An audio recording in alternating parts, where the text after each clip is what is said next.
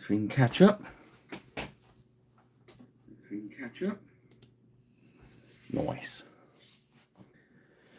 Well, welcome, one and all, to live Paintalong at Pirate Island. Yes. I am your host and head pirate and painter, Pirate Rich.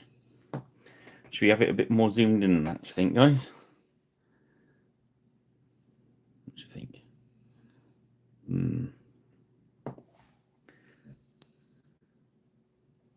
I don't know.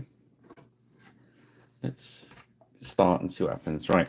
So tonight we're painting some more Saga Age of Chivalry from a 4-point starter box. It was £45 from Gripping Beast. We did 8 of these guys last week, so we're going to do 4 of these guys this week.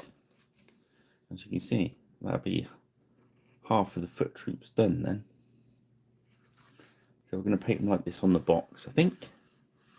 So we're going to tackle some white tunics tonight. I'll just bash the camera around again.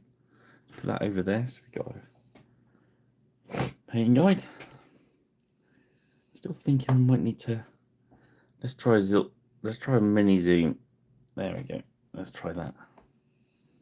What do you think? Let's stay zoomed in for a minute. And if you want to zoom out again, we can. So yes. Excuse me, I got caught absolutely late, so I'm still slurping a coffee at the same time. So excuse me. I need the camera down a little bit lower, I think. That's right. That looks about right to me. It's going to jump around on the focus again. Okay, let's go. Yes, very busy week. We're going for the zoomed in look tonight. So we're starting with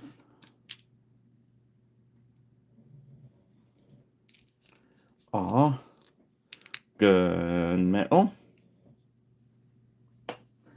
and our rubbish paintbrush, because we don't want to use our good one. And that's what we're going to do first. We're going to get some medium out the pot.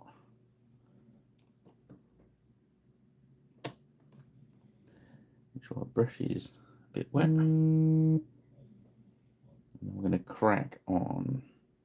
There's a lot of metal on these guys. As you can see, the gunmetal was thinned down a bit. Ahoy!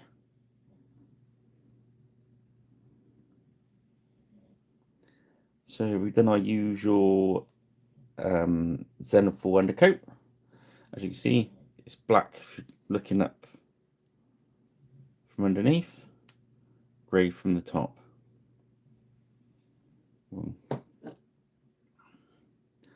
I'm quite heavy with the grey on these ones. So now I'm going to cover a lot of it up with gunmetal anyway. So I'm finding the centre of the screen. I'm all lopsided again.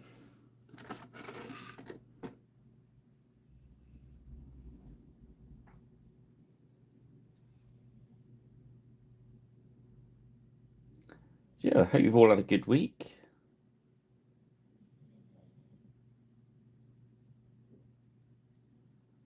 You're all keeping up with the Beast Towers kind of revolution, their world domination.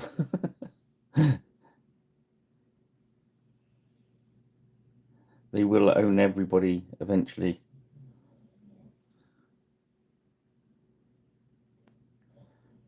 Resistance is useless. You might as well surrender to the Beastie Boys right now.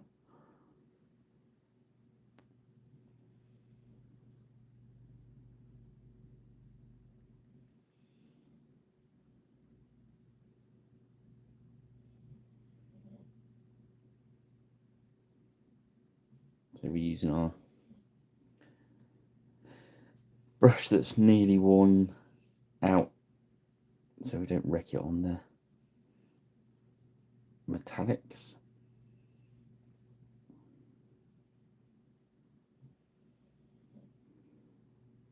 And base wise, it's our usual pumice,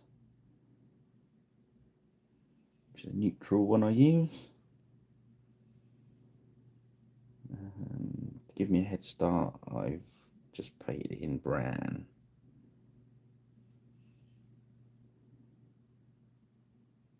Yes, yes, very true.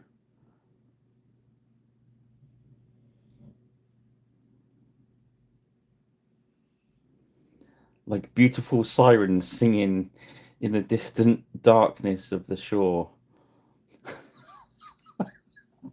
I'll have to tell him that.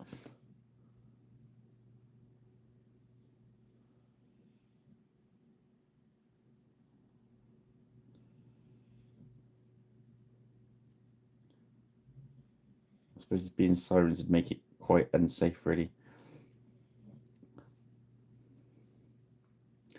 So again, even though these are a half guard, you know, painting something with so much metal on does kind of speed it up a little bit. So we're not hanging around, we're getting it on there.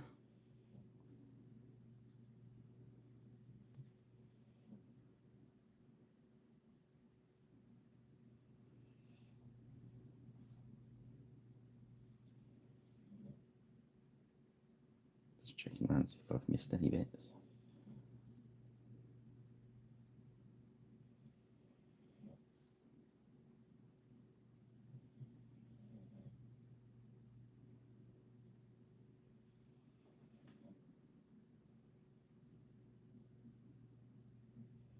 Oh dear, sorry.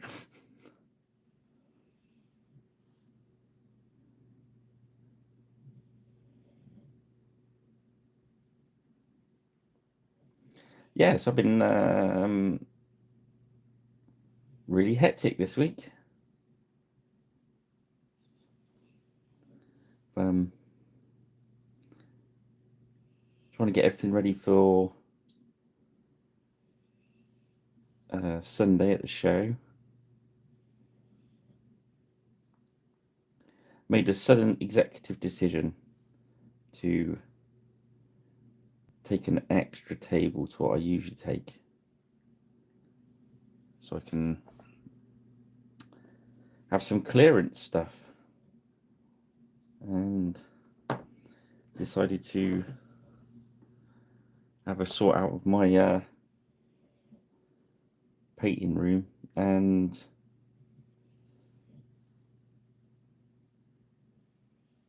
the ship's concubine has been busy all week dusting dragons, so I'm going to take a load of dragons with me as well. Should be interesting.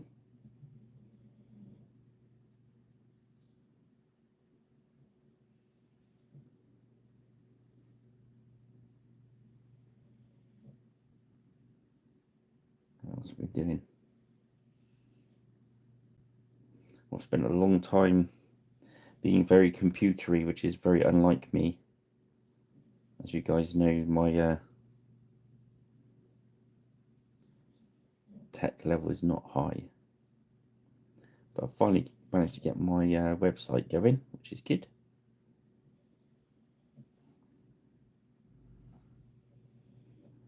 You'll be able to find, if you haven't found it already, on all one word Pirate Rich Paints .square.site.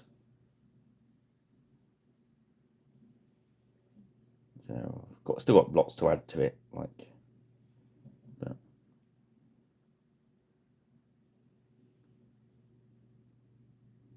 lots of pretty pictures in the gallery.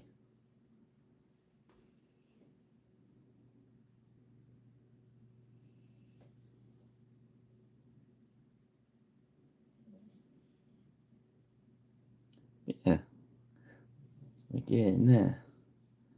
Hopefully some people managed to grab some bargains from Gripping Beast.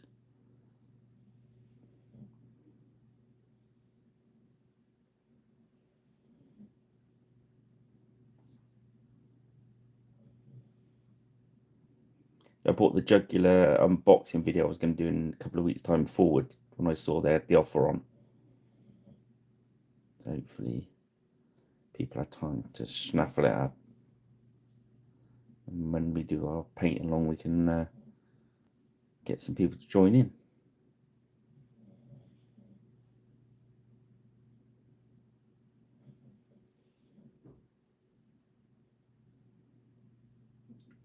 This brush is dying rapidly.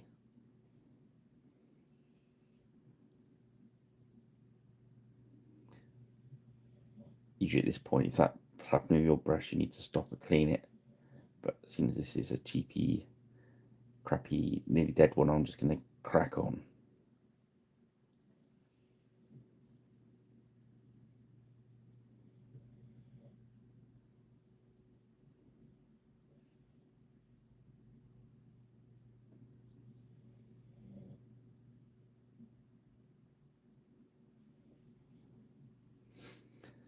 Yeah, so that's get me a bit busy.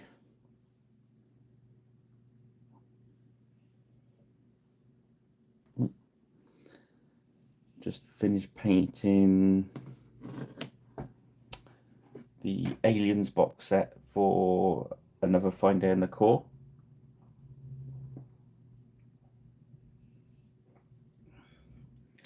Which I keep saying corpse because it's CORPS on the box, and I'm a stupid pirate.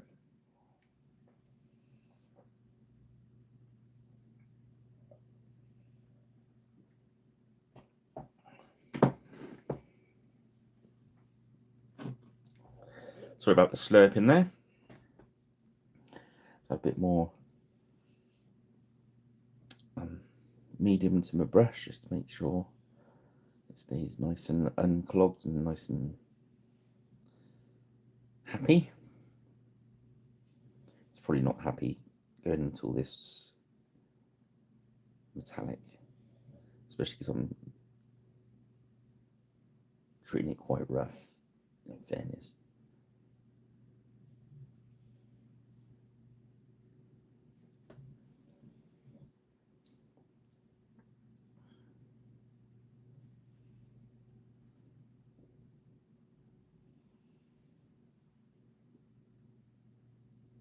Oh, cool.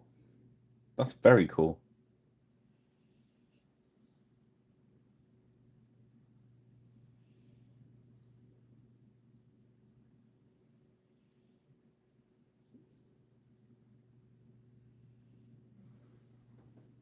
Ahoy! How's it going, Kay?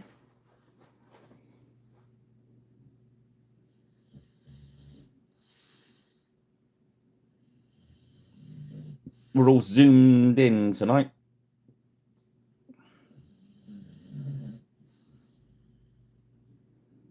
And I've got the ugliest brush going on this metal that's metallic. So feel free to throw things at actually don't throw things at your screen because it probably won't be good for your screen, but you can sort of mentally throw things at me through the screen if you like for disrespecting. Although there's no other way to do this if you're doing chainmail. This is why I always say don't use your good brush for this.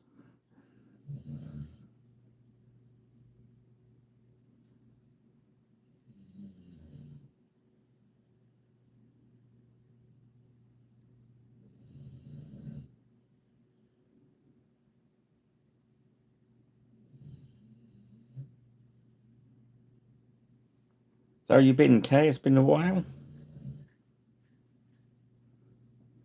It's true. I know from your last video I jumped in on it. It was we had a bit of a move around and stuff.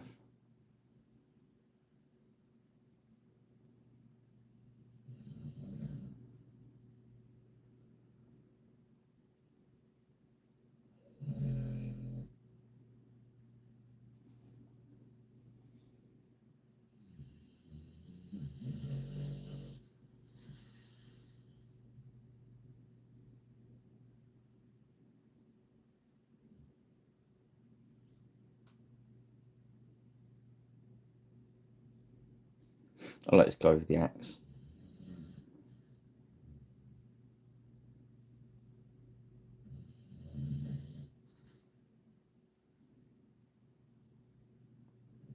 I watched a video earlier on YouTube when I was looking at and it had it said 4 peasants. They were just like ordinary warriors with the ordinary gear fighting a knight, and they had the man catchers as well, which I'd never. I think they're quite a bit late, aren't they? But so at first they kind of had one of those around the guy in the armor's head and were trying to fend him off and get him on his back and all that stuff. And the guy that was in the full plate had a mace, and obviously it was quite padded. But he absolutely knocked the living bejesus out of these 4 guys. They were hitting him with everything they could. It just wasn't. It just wasn't doing anything. It's It was quite revealing. In fairness, you watch so many Hollywood movies where the brave and plucky peasants pull the posh knight to the floor, and they just couldn't get him. They just could not get him over. And as soon as he started twonking them, I mean, it was a fairly padded mace they were using, but I think it was hurting them. They had like padded armor on, but it just makes you think is when these guys. It,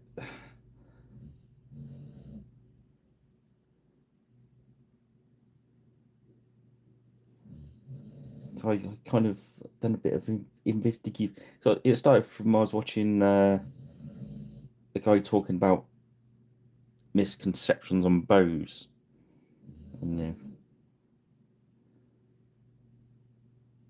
and stuff like that, which I'm not going to get into because it always causes major arguments. But I just thought that was amazing.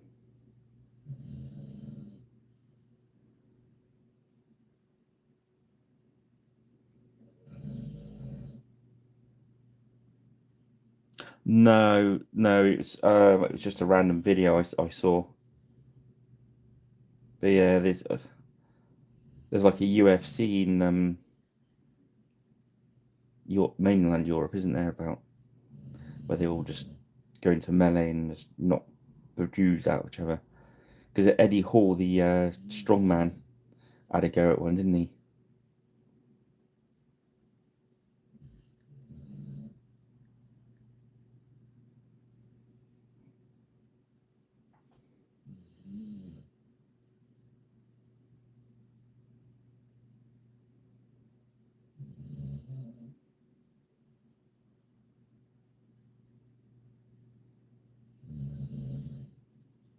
Right. So now we've laid down our base. That can start drying off. Let's get some of this metallic out of the brush.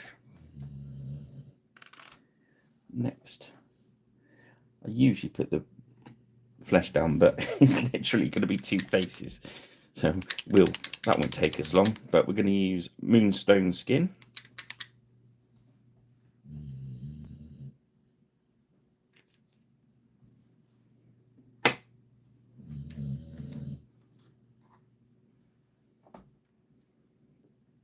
He's not got a. I was going to say he's not got a face, but he's not got a visible face.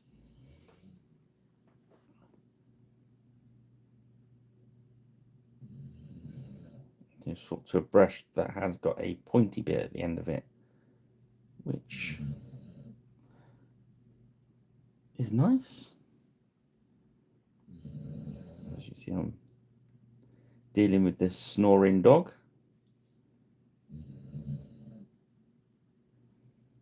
He had his 2nd birthday at the weekend, and he's had lots of toys, so we've been playing at the park with the toys, which seems to make him snore even more.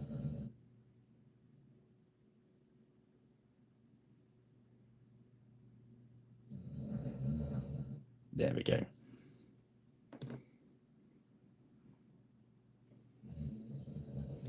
As volumes go, that's him on about 2, I suppose. It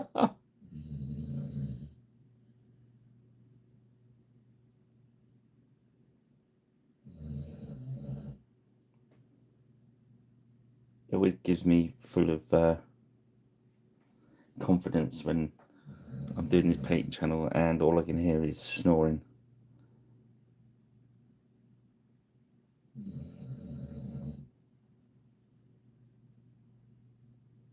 There we go.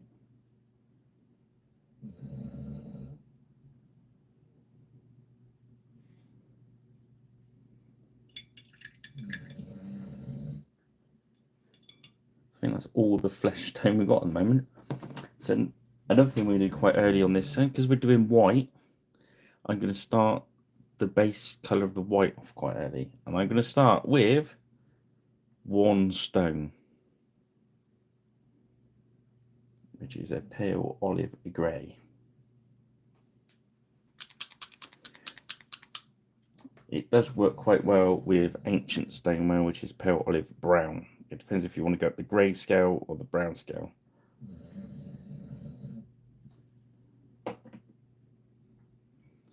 But I want this end to end in a purer white. So I'm going to go with this. The other one will end up in a sort of yellowy, sandy colour. So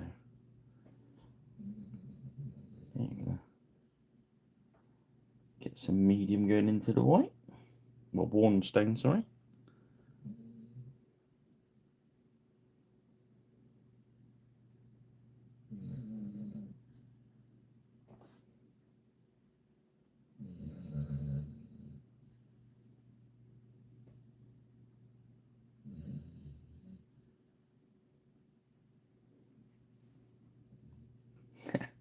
It's funny. That's exactly how I did this. What we'll do is, because some people use the grey, but if you can see in this guy's, I'm trying to get shine on, these brown bits here, when I was doing that, we were using, instead of using a grey paint, I used a brown wash, but we'll show you in a sec. Yeah, these are in the Saga box, Karen, this one. For Saga Age of Chivalry. That's 45 quid this box, but you get 2 lots of them and 2 lots of them and the Warlord. We painted these ones last week. But they're from the front rank range, which are all jolly nice.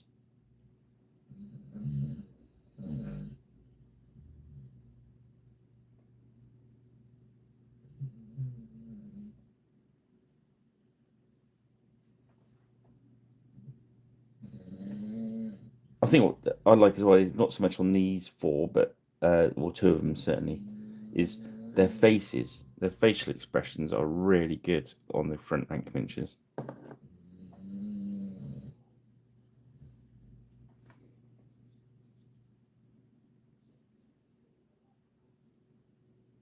It's quite weird. Whenever you paint them and you put them in the light box and take your photographs, you always find one of them staring at another one. You know what I mean? They always have got a lot of character to them.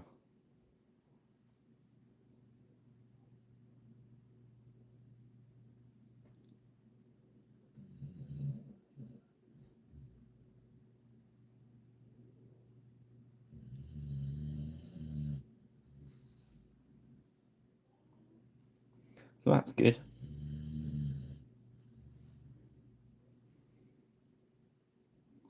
What else have we done today?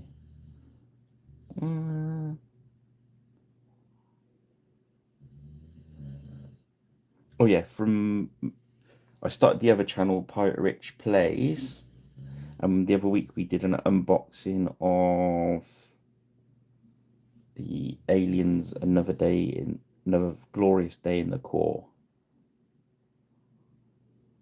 And I painted that today, which was quite good fun to paint.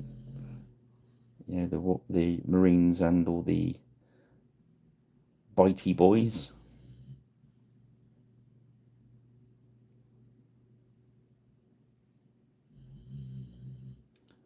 They're in the light box at the moment.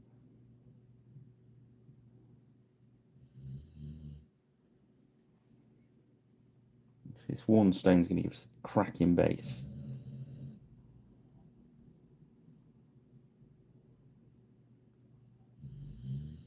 Don't worry about getting it too solid, as long as it's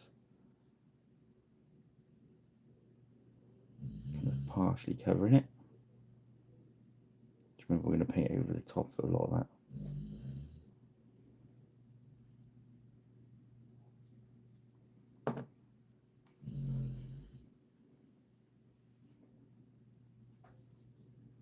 And keep that paint nice and thin.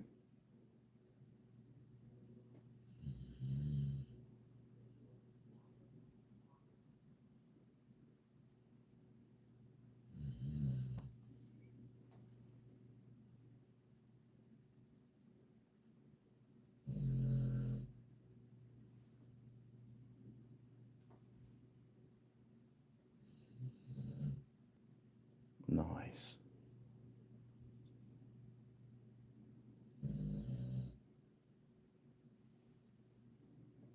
Yeah.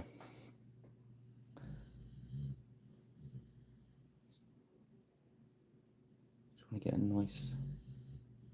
I think white's one of those colours that people are a little bit worried about.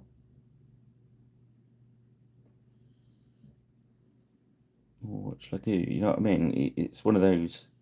Sometimes on a miniature, you paint it and you think, what can I do to make it look fancier? And you're thinking, well, it's white. And sometimes you just got to paint it white. It's a bit like when you paint something black, you know. There's not an awful lot you can do to change it, because, again, as in white, you can't just run a wash over it, because that looks a bit pants.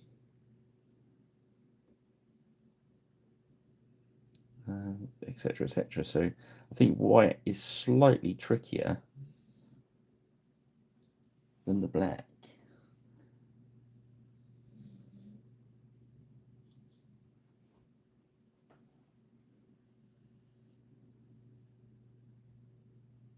This gives you this is a good sort of go-to easy. We can make it quite easy.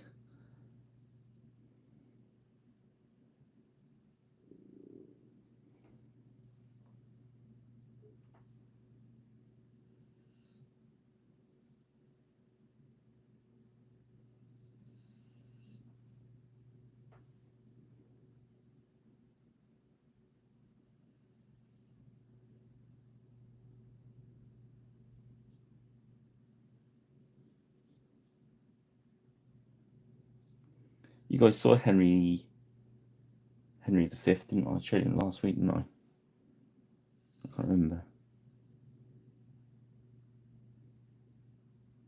Had I finished the base then? I can't remember. If I didn't say so, and I'll get that, because he's just over on the side by me at the moment. We spent a few weeks on him, didn't we? And at the time, I hadn't decided how I was going to base him. What I'm looking for on this is, you still see the grey showing through. Usually it wouldn't bother me, but at the moment we want this to be a nice base colour, so I'm just going to nip and just drop a little bit more in there. Quite hard to see these on camera, because that's the only problem with doing white on camera. It does get sort of blares itself out, doesn't it?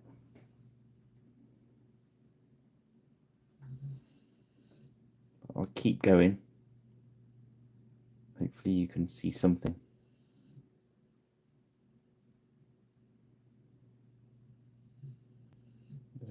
runny that it's gone in between. So just wash your brush out. And because we're thinning the white out, you can just wick it away. There we go. Whip, whip. There we are. Let's just write a little bit too much medium in the white. It's not going to hurt there, but it's going to, when you go into areas like that have got little gaps, it'll sort of get sucked into. Have you paint a little bit thicker?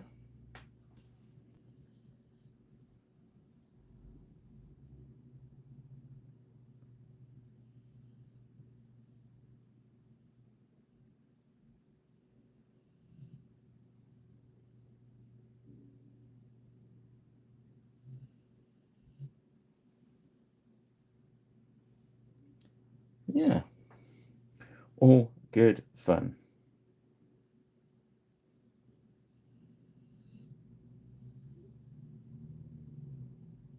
Yeah, I'm looking forward to Sunday. I've not been to this show before.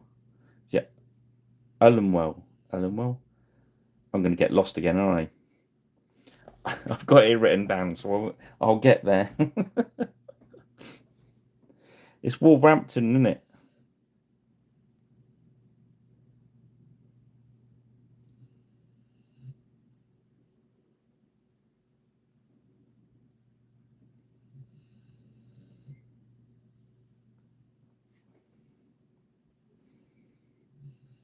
It's up north.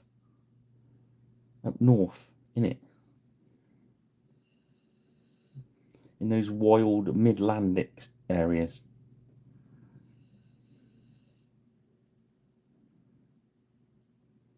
Oh, definitely, yeah. Come and say hello. We will have biscuits. It's definitely Ingerland, yeah. Good sport, Karen. Oh, it's a good job we're not sharing a car. We could end up anywhere. I'm sure it's in England somewhere. Rich? Yep. Okay, I'm sure it is.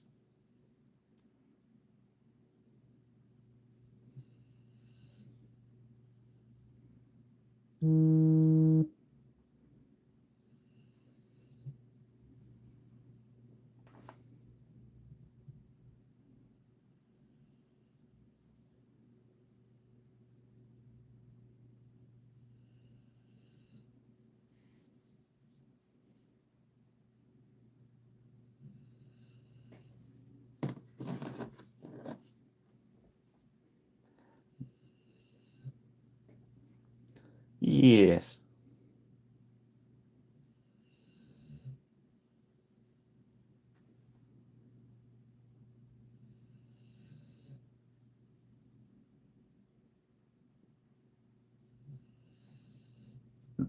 That's just being greedy, though, Karen. And they all dislike each other, don't they?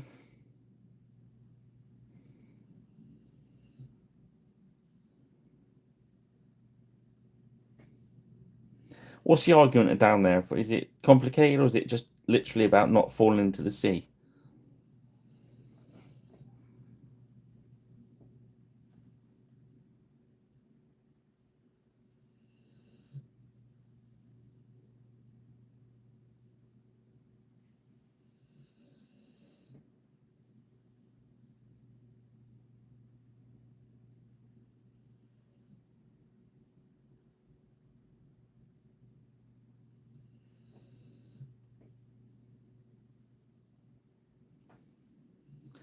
They're going to be old, old.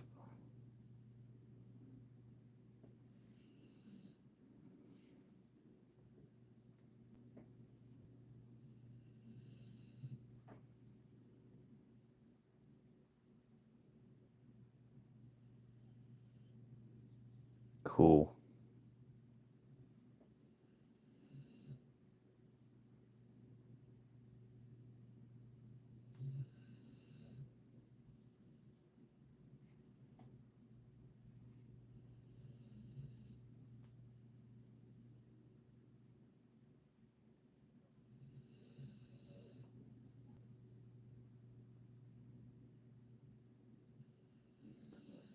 Yes.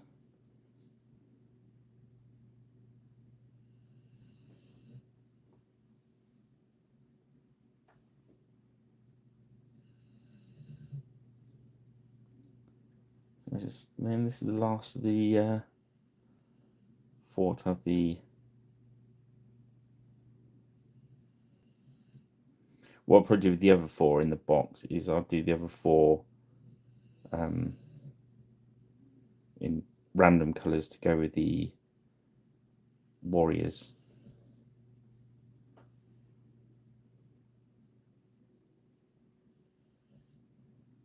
Last week we did the ones with all the green on, didn't we? So I do the same sort of thing with the half card. So these obviously are going to be the white guys. That sounds wrong, doesn't it? The Englishy St. Georgey guys. And then the other ones we do various heraldry stuff on.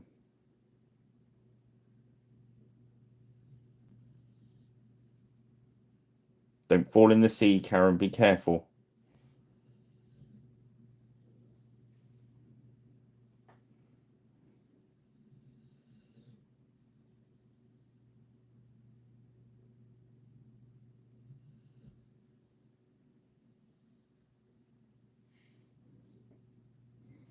Okay, so we'll leave that there for a sec. Right, whilst the white's drying, we'll grab our Noli oil stuff, which took a right bash in earlier because I did the aliens of it. Let's have a look at those quick. So let's grab a couple of, let's grab Newt. There's Newt. And Ripley in her fancy 80s boots. Who's that? Hudson. So they're all done. There's about 4 or 5. I suppose you're going to have Vasquez. You need to see her really. These are all up on my Facebook page and stuff. You got Vasquez and Gorman, that's it. I was going to say Corman.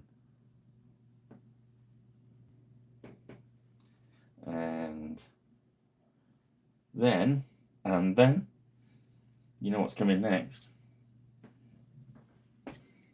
The bitey ones. Now this is what I was talking about earlier. So what do you do? They're black. So you got to paint them black. So what I did is I did a black airbrush on them. And then as you see, I've dry brushed dark grey to pick the highlights. And then I've hit them with a matte varnish to sort of matte everything else down, and then hit them from a top angle with a gloss varnish to make them look shiny in areas. So you see that they're not completely shiny all over. But there's not a lot else you could. If I was painting just one, I would have probably gone down the route of doing it black, and then painting some dark blue into highlights, and then use some silver dry brushing on their teeth and spiky bits. But it's just not worth it on those. They're gonna look fine. So that's the kind of idea you got to approach black and white painting with, because otherwise you get all hung up on it and you make it really difficult for yourself, and it never looks as good as you want it to, and that kind of palaver. So that's what I thought would aim to sort out tonight.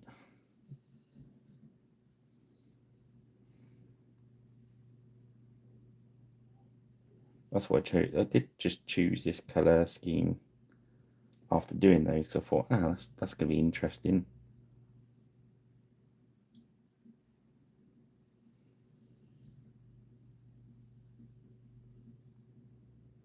So we're just going to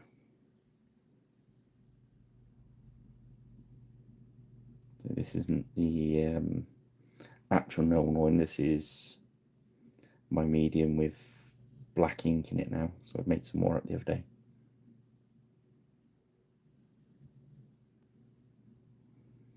Again, using the rubbishy brush because wash or tone or whatever you want to call it does ruin your brushes.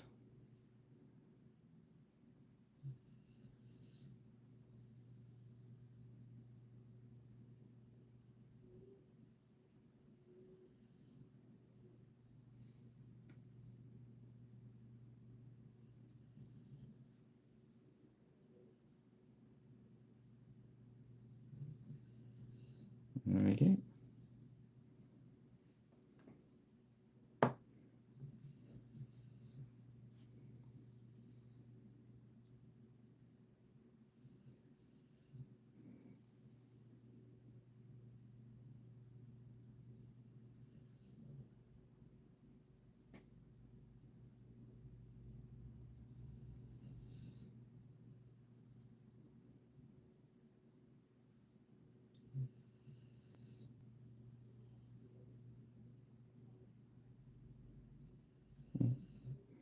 His face, not to worry.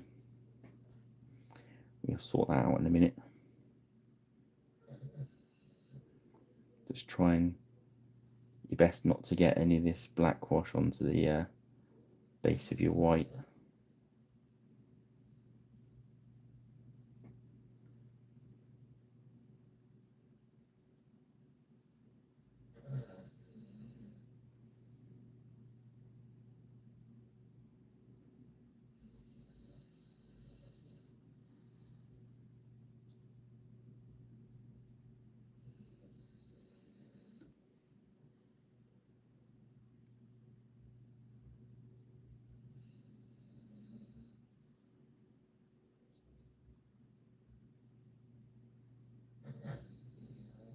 Put in his glove. Just want to make sure I don't miss any because I want it all dried at the same time.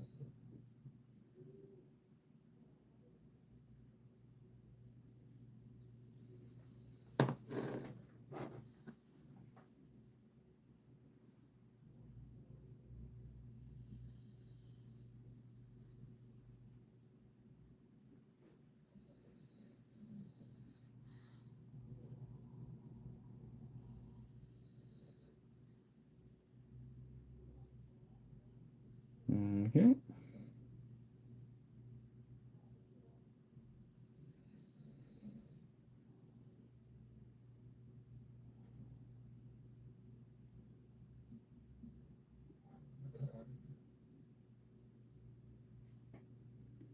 Just keep that medium working.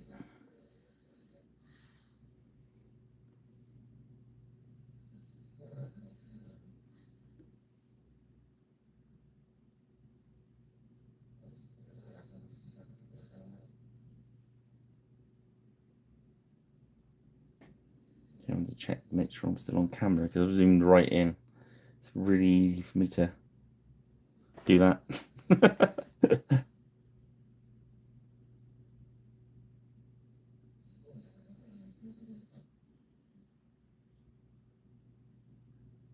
I thought last week we were a bit zoomed out. I think we're a bit too zoomed in today. So next week I'll get it somewhere in between.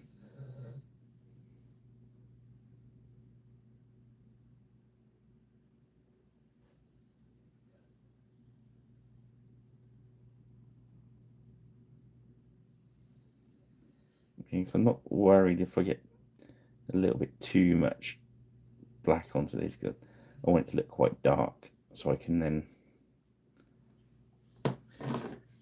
highlight it out in a minute.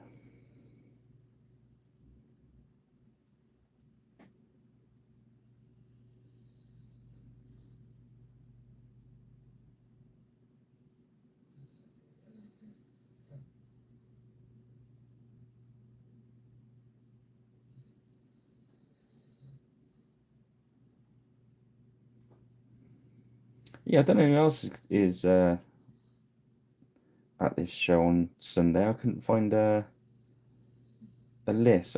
I'll find the show, but I couldn't find. Usually got like a trader list.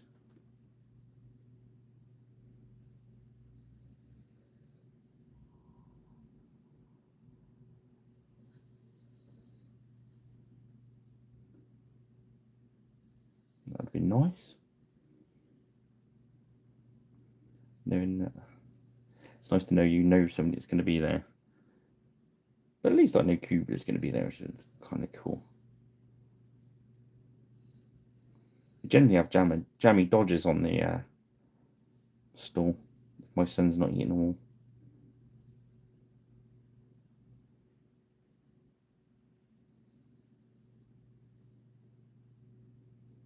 I'd say I save one, but it's no good trying to save one.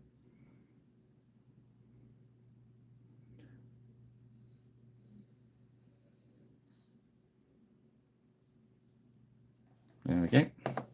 So it's time. 47 minutes in. Not bad.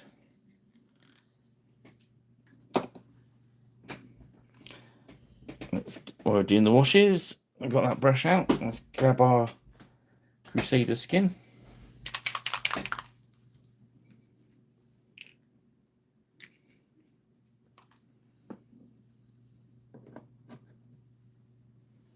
I'm just going to lay that.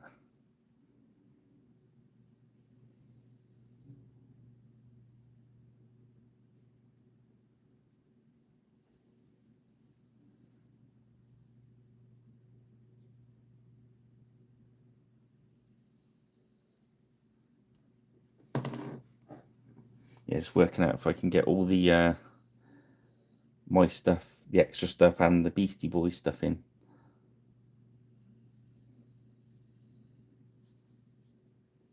I think I'm out of everything apart from the dice sets and rules though on their Beastie Boys front. So.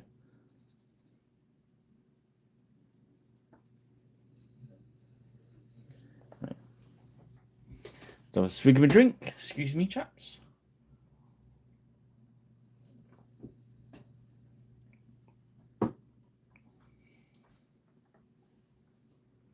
Right, next we are going to go and get soft tone.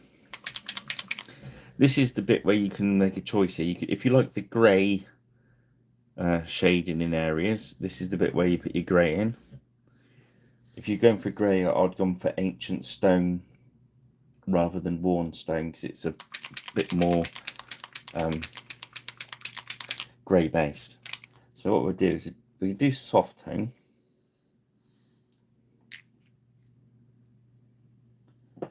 What we'll do is we grab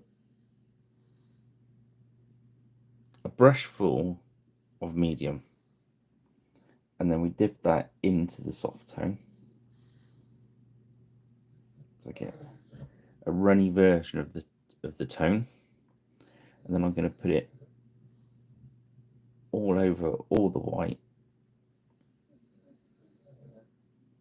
just like you shouldn't, if you know what I mean. So if we did this with ordinary tone, you'd end up with that bad tea staining. You can see a little bit at the moment now. Then we're going to wash our brush out. We'll put a bit of medium in it, not, I'd say like a half a brush of medium, if you know what I mean. And we're just going to dab that onto the higher areas. So we're going to force the wash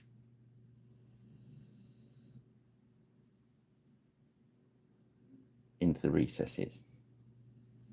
But we're just going to add pure medium. Yeah. So I'm just stopping it pooling up. Can you see that on camera right? It's going to be hard to get this way. So I'm just adding medium. Can you see how it's pushing it into that groove? If you get too much in there, just wick it out. We don't want bits. We want a hint of this because we're going to do some more painting on top of it. This is down to taste, this bit. If you want it you want to look really dirty, you can pretty much leave it as is. You see that? There's hardly any on there at all. If you don't like that way of doing it, here's another way. Get a brush full of medium and paint medium all over your white.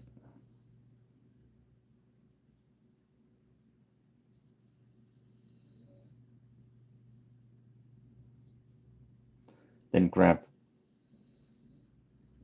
your tone and just touch tone on. You see how it's running?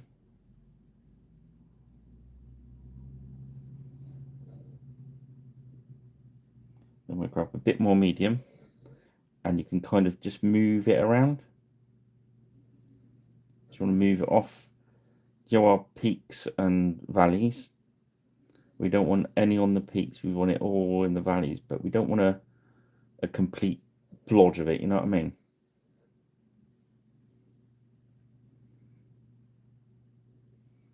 Another way you can do it, if you want a third way, is you could put it's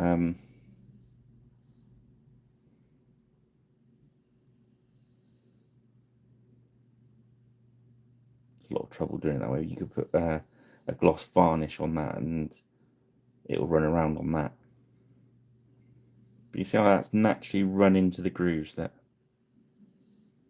If you leave too much of it in there, it will tea stain though, because you're dealing with like a white base, so be very sparing with it. That's why I say is it's nice and wet on there, so it's gonna balloon out, and it kind of makes it look like a wet blend. It's actually quite a nice way of doing that one. So do it again. So I'm going to paint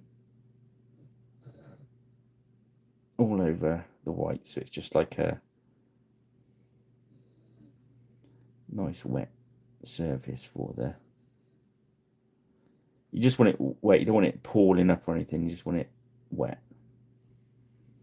And then I'm going to take a brush of the medium again. So this is slightly different to last time. I make that thinner, and I'm just going to run it on because it's thinner this time. So that's a fourth way to do it, look. And this will work with doing it the grey as well. I would get your dark grey, or maybe a middle grey, middle grey,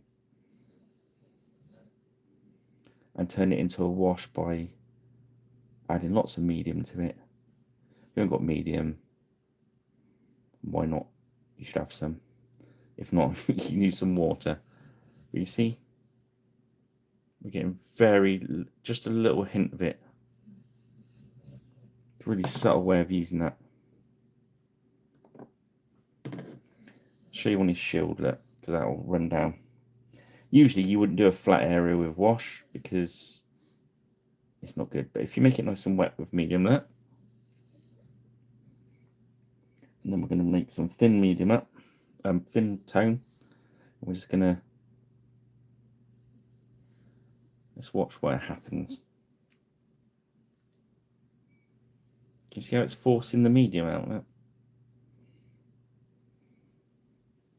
But where it's still wet, look, we can move it around. We want the top of the shield to be lighter and cleaner, and the bottom to be dirty. But can you see how it's pooling? We just wick that away. Wick. You wick by cleaning your brush,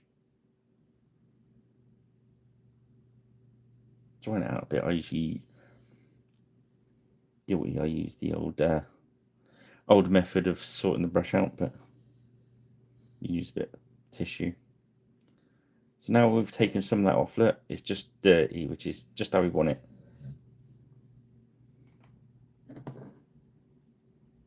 Do the same with this one. Nice bit of medium in the brush.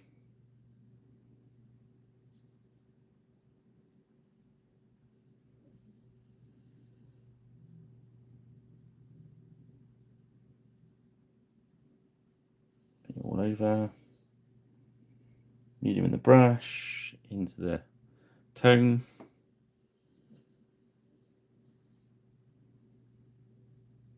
Let's go a bit, let's use too much and show you how we take it off. So let's put lots on there.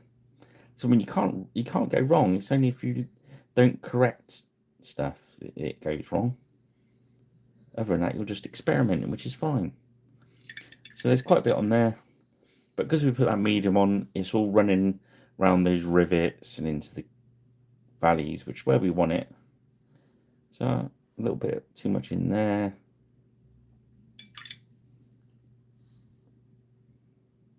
I actually want a bit more around the bottom there. There we go.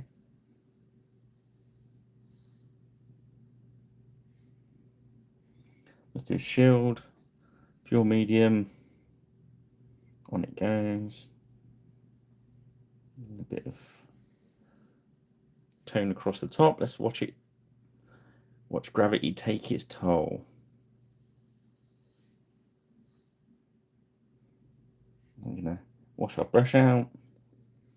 You see how that's running down? Again, that'd happen in real life. Your shield would get dirty at the top, it'll run down.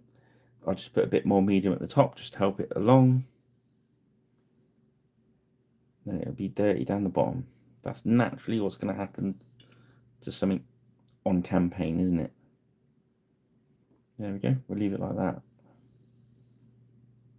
But what we don't want is a big blob of brown at the bottom. There's a bit much in there. There we go. So the next few stages is going to correct that anyway. So you see he's got a bit too much on the bottom of his shield. So we've washed our brush out. I'm going to zap that. Because I put that medium under it, it stayed wetter for longer. So it's given us a chance to really go back and play with this. Right, if we look at our first one now, look at what we got. Look at that. Perfect, like that.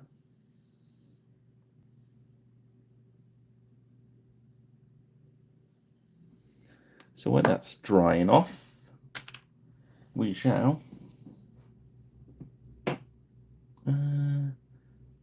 yeah, let's use Brigandine Brown.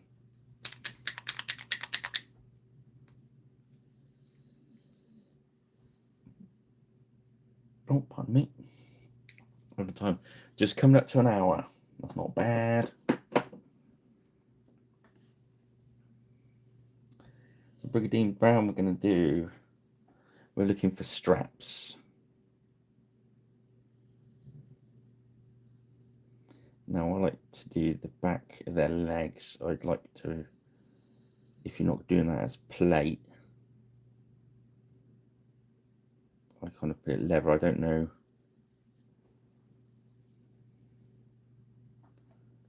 what it really should be.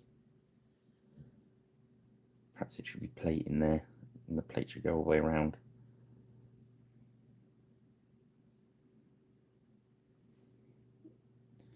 I couldn't remember earlier as I painted, so I thought, oh, I could do it as leather.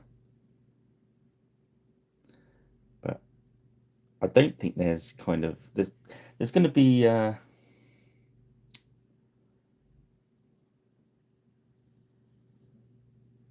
going to say fashions in armour. I mean personal choice, I suppose, is a better way of putting it.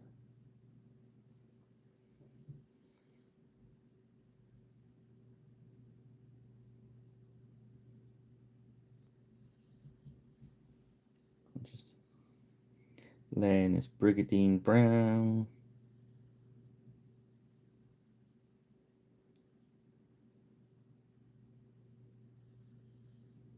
But feel free to do colourful straps.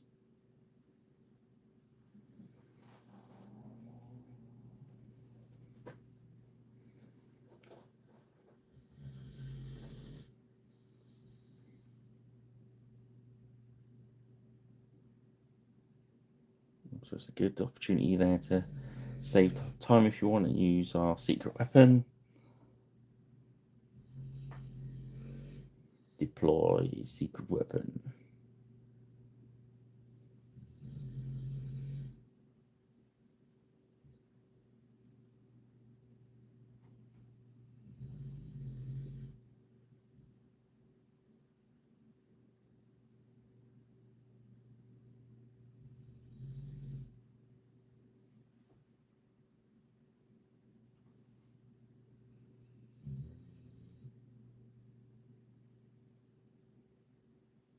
Okay.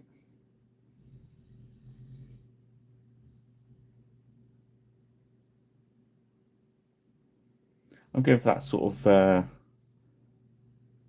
no nonsense, not too flashy look on these. That's what I was thinking.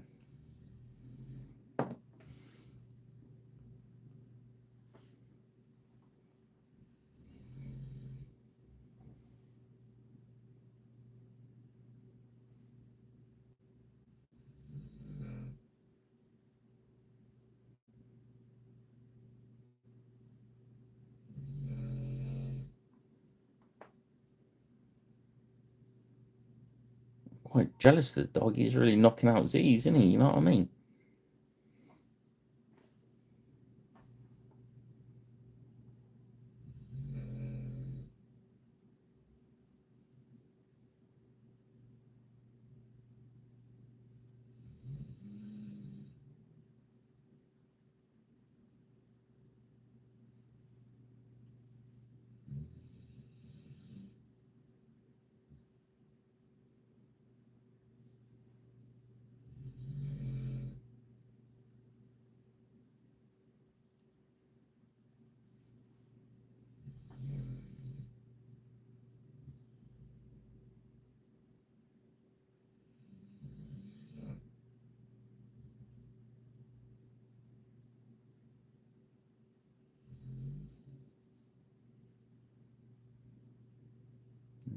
Just getting around with that lever work. Yeah, it certainly is.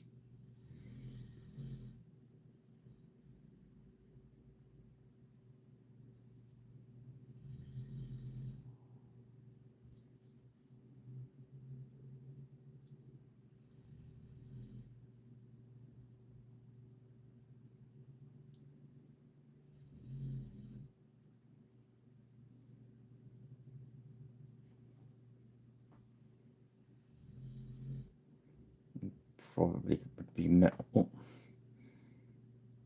that's quite a difficult angle to get the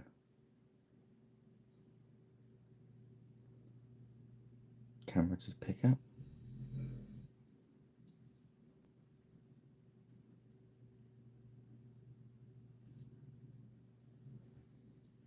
But see how that white is really dirty. It's glowing on the light. That's the only drawback of doing white on camera.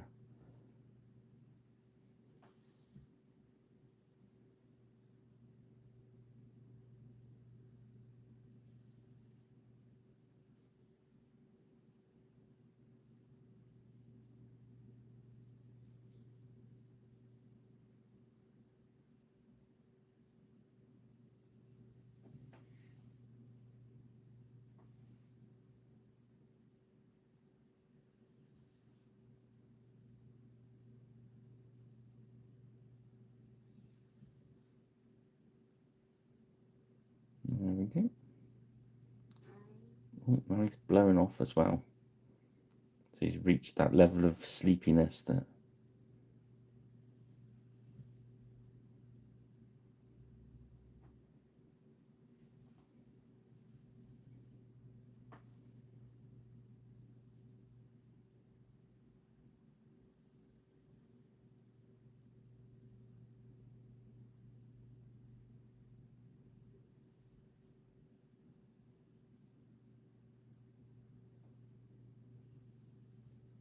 let's check in. We got all the strap in. I think so. A little bit on there.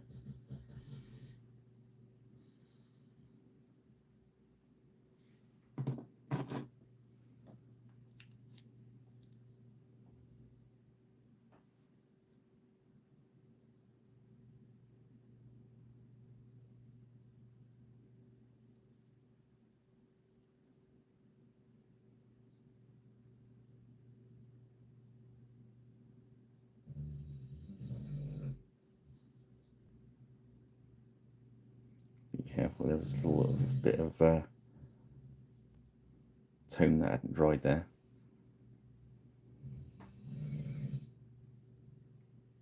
That's the only thing of making those washes really thin is make sure they're really dry, because as you saw, they take a little bit longer to dry because the more liquid in there. So just give yours a little bit more time to dry than I did.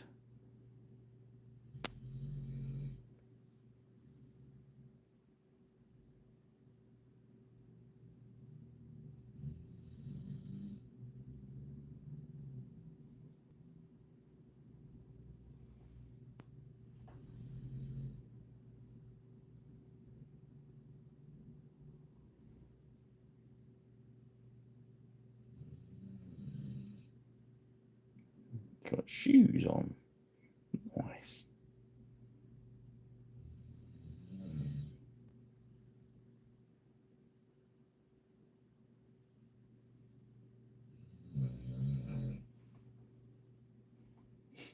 Medium going into that brown.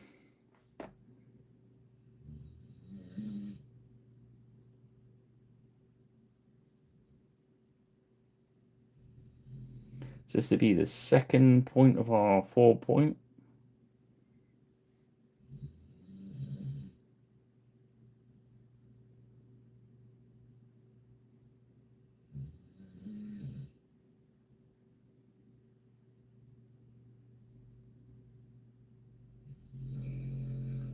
Like some padding under there.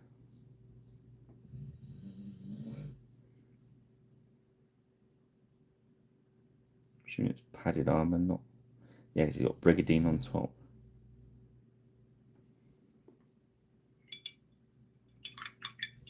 So we need some.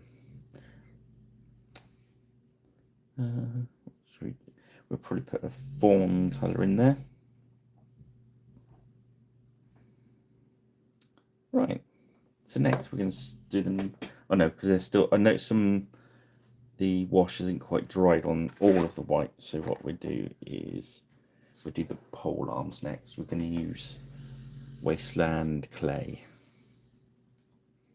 Or what did I use on there? Oh, I did the brown on there.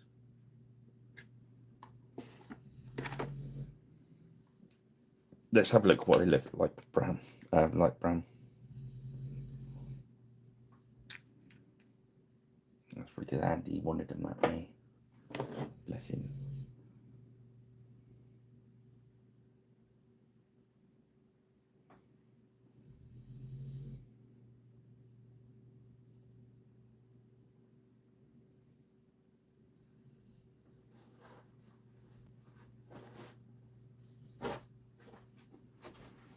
Just adding a bit of medium to that Wasteland Clay.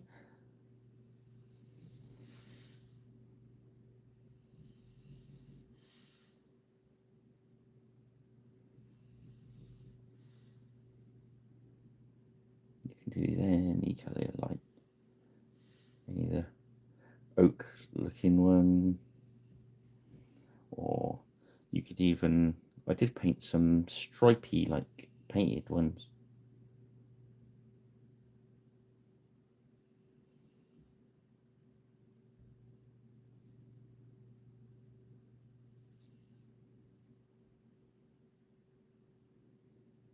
The thing about these is it's saga, so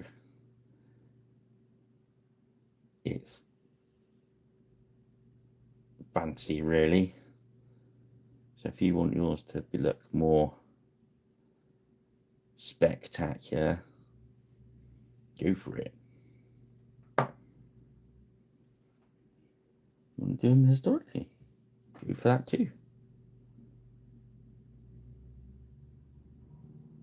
They're your minis.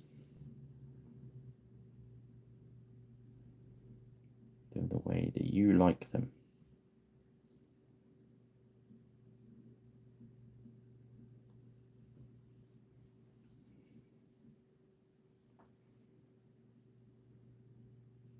I think if anyone tells me any ongoing anywhere, if something's painted the wrong colour, I think I'm not even going to try and justify my colour choice anymore. I'm just going to blow raspberries at them. So if you see me at the show and you tell me something of my something of my store is painted wrong, be prepared that you will be blown raspberries at.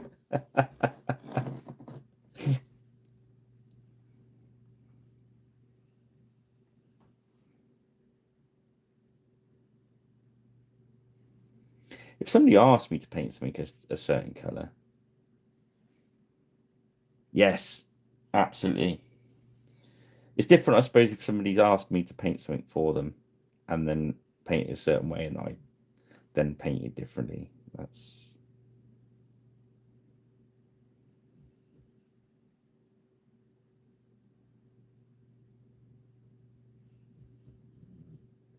That's kind of different.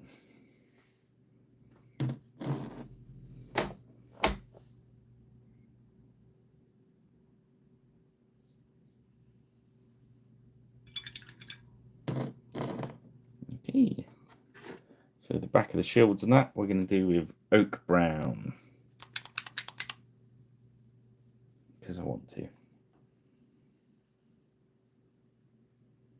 As we just said.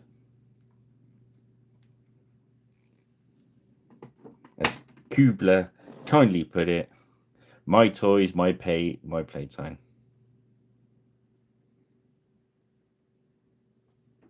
Exactly, Rich.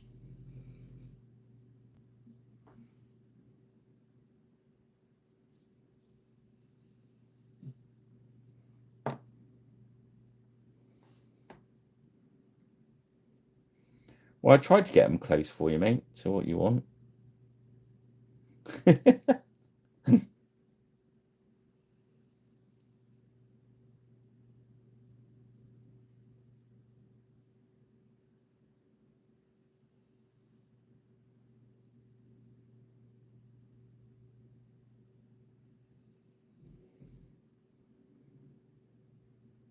you like your Saxon command, mate?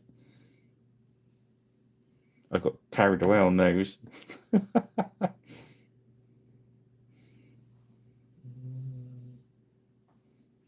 going to use a moustache now.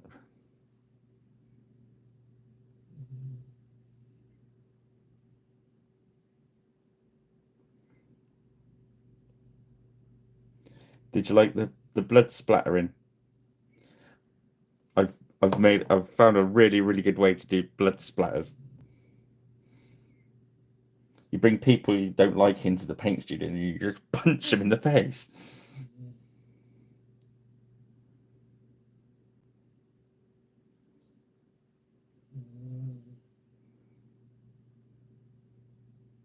Oh, what did you think about the banners?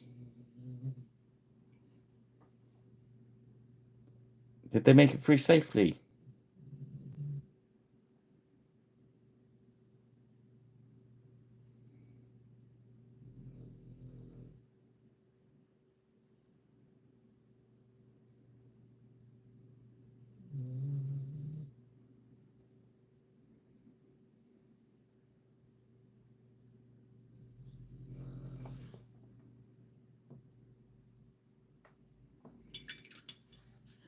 Is there any way I could make sure they didn't get squashed in the post?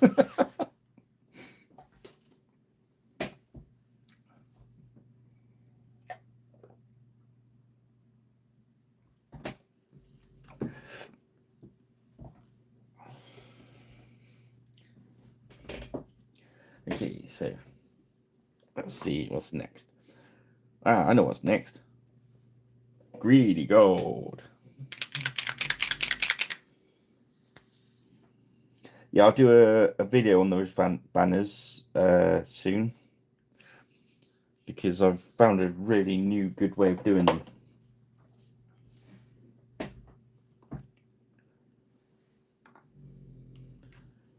Let's get our crappy brush. We might have to swap to a good one. Let's see. So now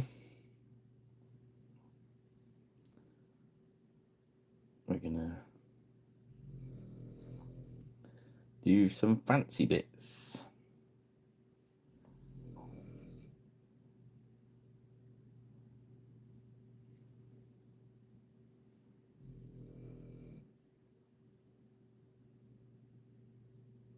So I'm using a rubbishy brush here.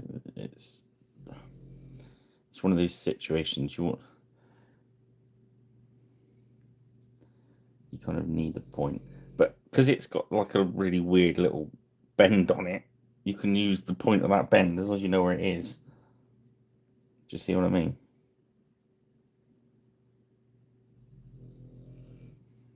It's a brush for painting around the corners now.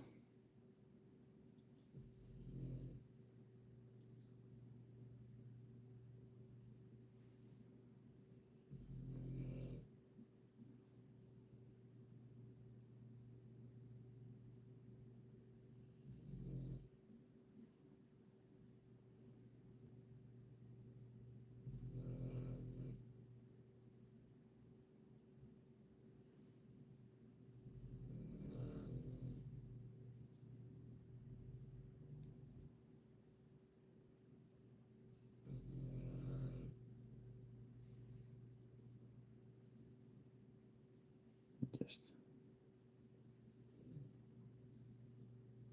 take some of this stuff out, make it look fancy and interesting.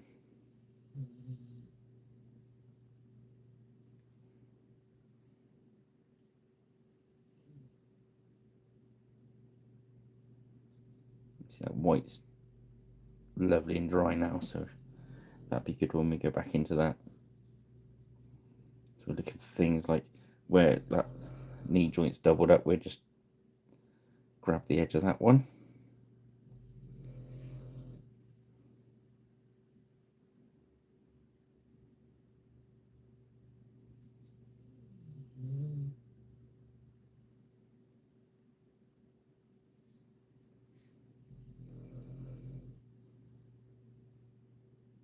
I try and always kind of work a little bit symmetrical, so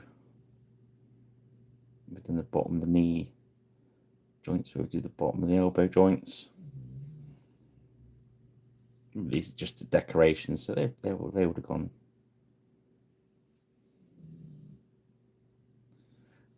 Depending on how rich they were, fairly rich if they're running around in plate mail.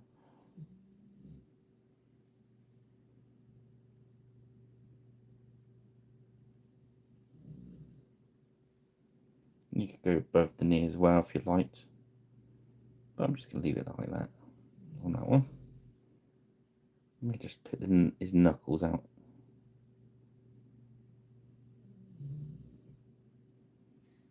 There we go.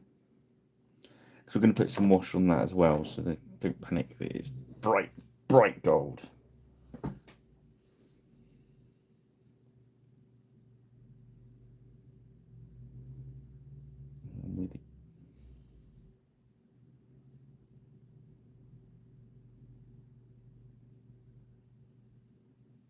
Getting really zoomed in look tonight, aren't we?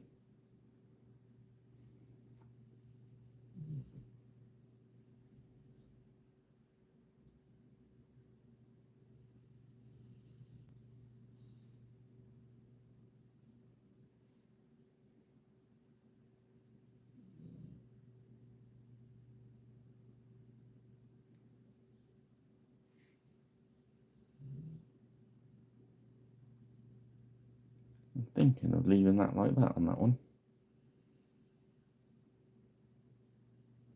I kind of like him as he is. Mix if you do them all fancy as you can, it kind of gets lost a little bit. I think it's just picking the odd bits like that bit around the bottom of the helm looks good.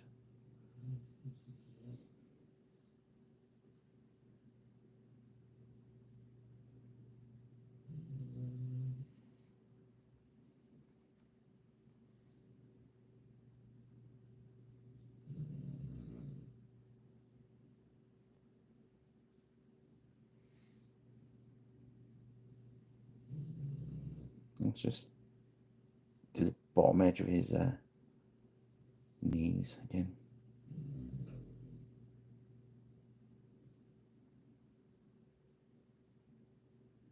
Isn't that just a little touch? Ah, he's got spurs. Let's do those.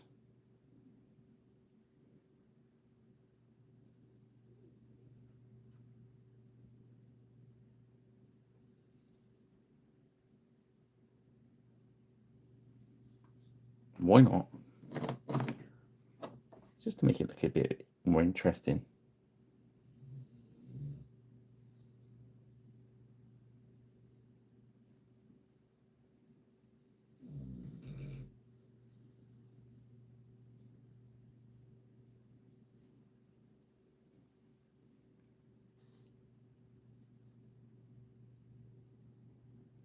Yeah, Rich, I'll pass it on to the wifey because I've been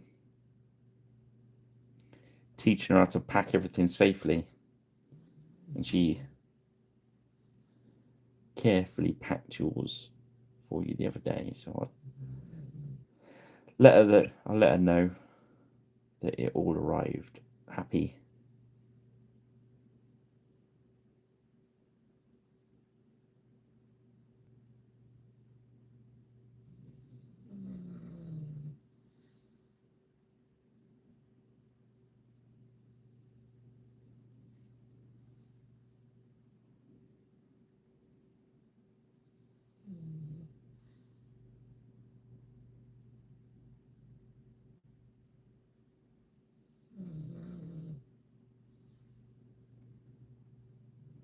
Thought about those zigzaggy bits, but I'm gonna not. I'm gonna not do that.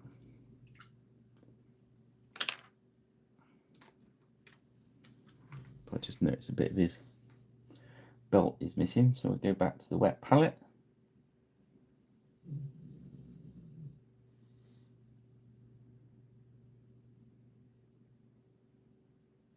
There we go.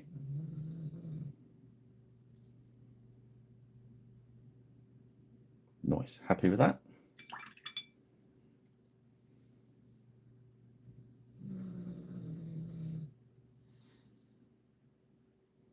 Right, so now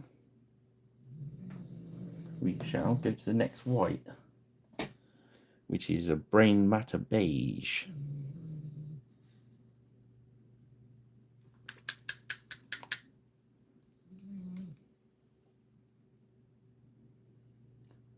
So we're gonna paint this in any of the raised areas and leave our valleys. So we're looking for our peaks, and we're looking for anywhere that's overhang. So where the chainmail is there, we won't go tight up against it. So we're going to paint that panel we can get to.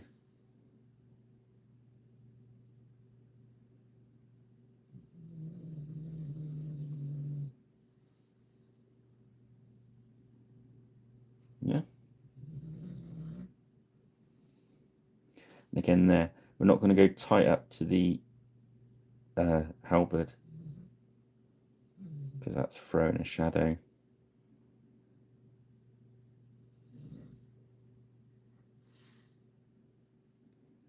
Yeah.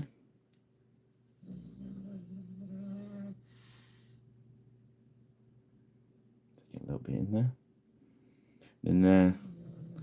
Again, the belt's going to throw a bit of shadow, so we're going to catch that top bit.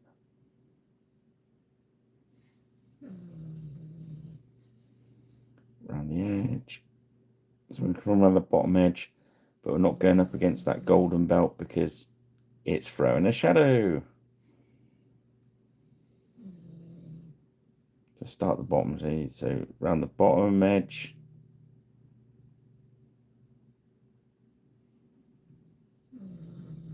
A bit more medium. It's kind of right on top of his armor. It's kind of ridged there, so we're going to catch the top of the ridges. See, we're covering up some of the tone as well. So we've got big areas of tone here. I'm not going right up tight to the chainmail. I'm going to stop him before we get to that crease.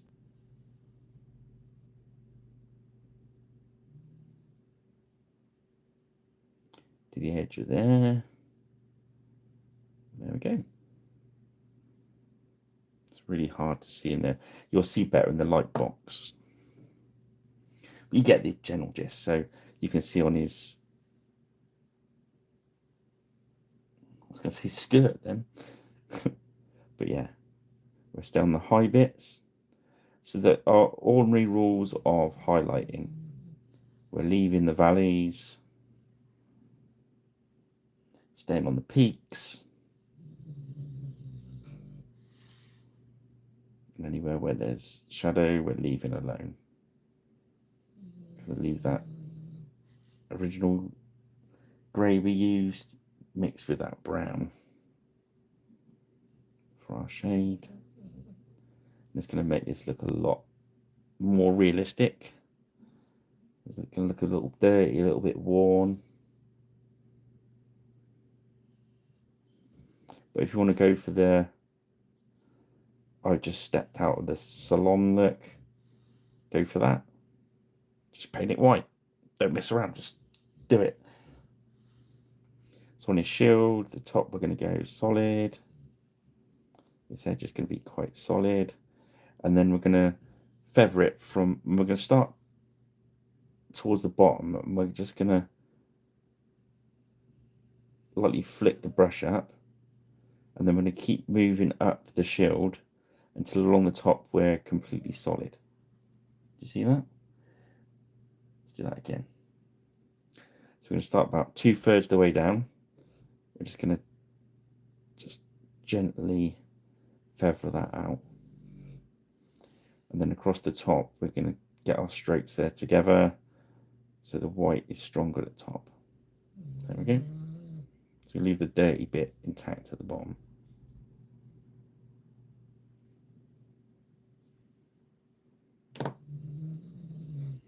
Same with the brigandine. That's going to catch quite a bit of light on that top edge.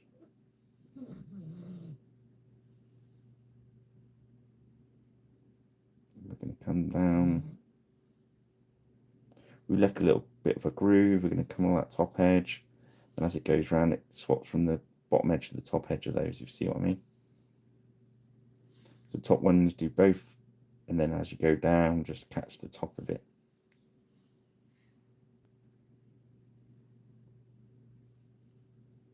Don't go into the chainmail. Don't go under the armpit. Don't go tight to the weapon. All these don'ts, look. Don't do this, don't do that. Papaya Ridge, what can we do? You can paint your miniature. Paint it like this. Paint it how you like. Paintalong.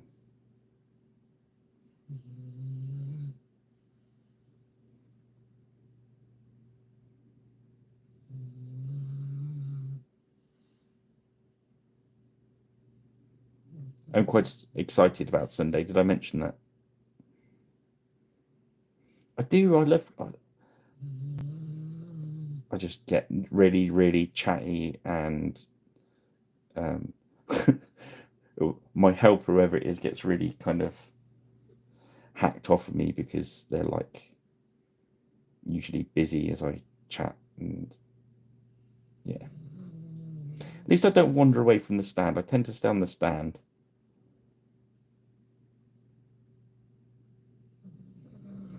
A lot of my time is actually trying to talk people into going to get a coffee as well. So that's always a big moment.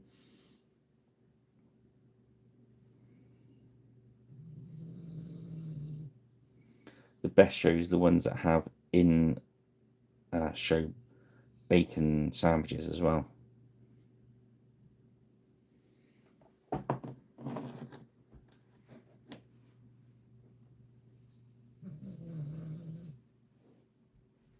Yarg. Yes, that's where we're going. We're trying. It's hard to show on camera the shadows because the white always glows up. But yeah, we just crack on, and hopefully you can jump on Facebook or X or Blue Sky tomorrow, and I'll get them the light box because even though they glow up in the light box, you can kind of see it better. I swapped the temperature of the light as well to try and help tonight, but it's not. That's why I wanted to zoom in a little bit, because zoomed out you just get like a white blob of white glow.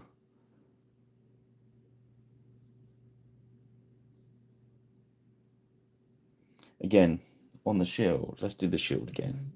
So we're going to get solid across the top, solid at the top third on the sides, and then you can do it up the other way if you like. So last time I did it from there, I made thin lines and then kind of fix it that way, or you can flick it the other way, but I do prefer doing it the other way. So I've thinned my paint. I'm starting about 2/3 of the way down. I just gently touch it down. You see there's gaps.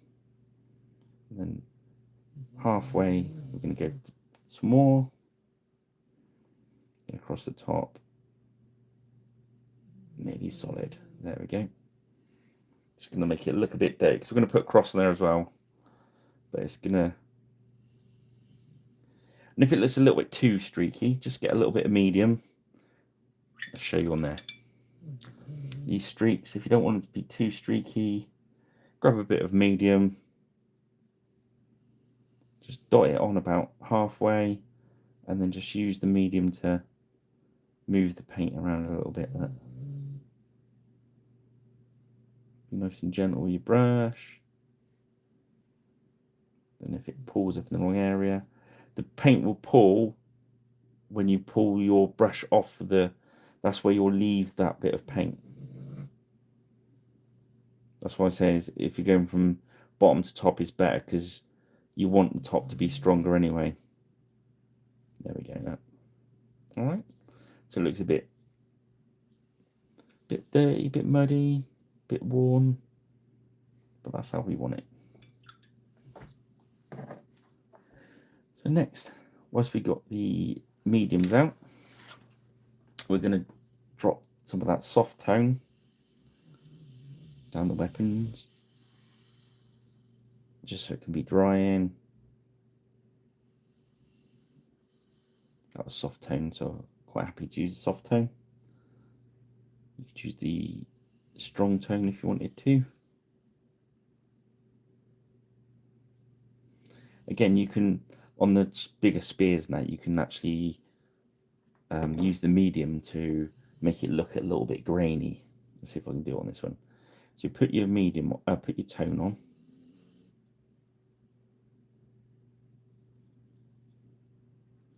See, I've put quite a bit on. Put loads on. Let's just get rid of some of it on that scabbard. Okay, you see there's quite a bit on there. And what we do, wash a brush, grab a bit of medium, and we're just going to dot the medium onto the wet tone. And see, it wants to go down to his glove because obviously the gravity is helping it along. But what we're going to do, we're just going to use our brush while it's still wet, just to keep it, move it around. So what we're looking to do is make some areas that have got more tone than others, but we don't want it all by his glove, if you know what I mean. So as we clean an area off, give that a second. You see it's starting to pull up there. So we'll take that from there, put it back on top. I'm just touching it on. So we're creating like a texture on the wood. Again, another way you can do that is to do what we did with the white, make it wet first, then dab the tone on. That works very well.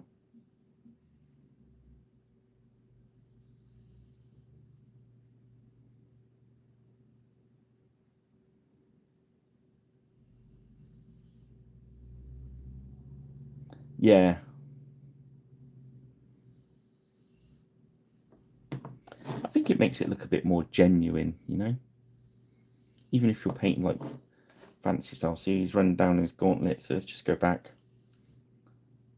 Whenever we're using tone, always nip back a couple of minutes later just to check. Because once it starts to dry, it's there. That's don't try and sort it out. You have to wait and then sort it out afterwards. Okay, so we've done the beige. So now I'm going to grab some pure matte white. We're not going to lose that creamy feel, right? But this is our top highlights. There's going to be areas that have creased up and not got crap on them, basically. But we're only going to hit this, like we usually do, into the really highest highlights. So get some medium on your brush, thin that paint out. So on his chest there, right in the centre, we'll just do a little line and blend down. There we go. And then just on the top of there, just that little centre bit, just where it could possibly not get any higher. And then right in this gap, we're going to hit that top little bit there. I'm just painting little tiny lines in there. And along the bottom, we're going to break this. We're going to paint a little bit, lift, paint a little bit, lift. I hope you see it when we're zoomed in. So we're going to paint a little bit, lift, paint a little bit, lift, paint a little bit.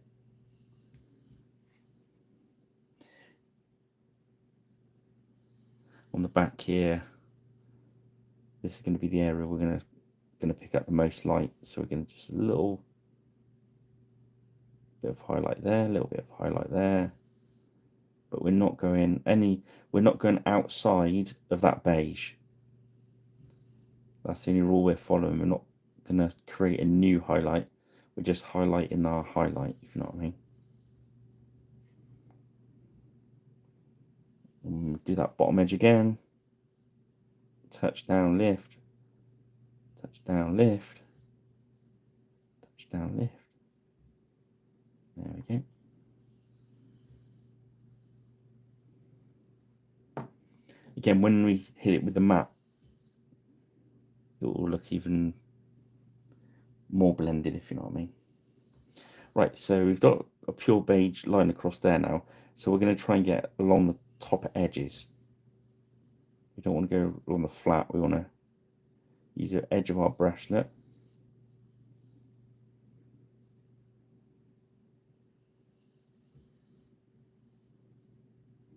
Just down the side a little bit.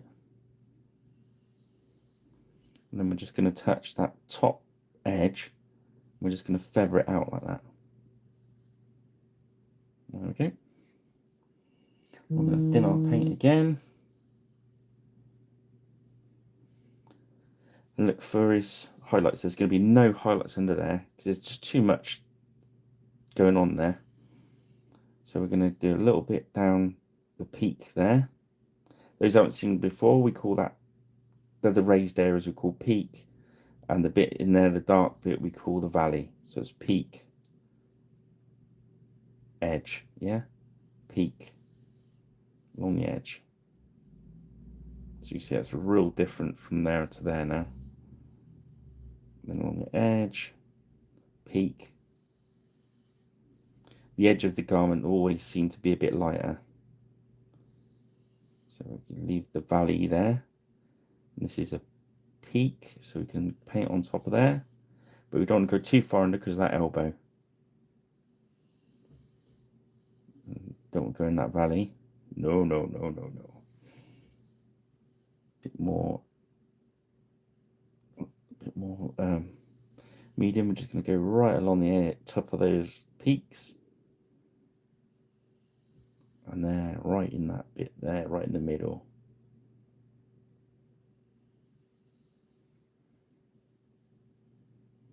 Again, we're going to go across the top edge of that shield. Some good old edge highlighting. We're going to water our white again. I'm just going to go probably that top third. There we go. Realistically speaking, that isn't going to get bright up there at all because the shield's leaning forward. So it'll only be that back edge that really catches the light. But miniature shading works just breaks the laws of logic. It's got to look right, or it's got to feel right, or it's got to be how you want it.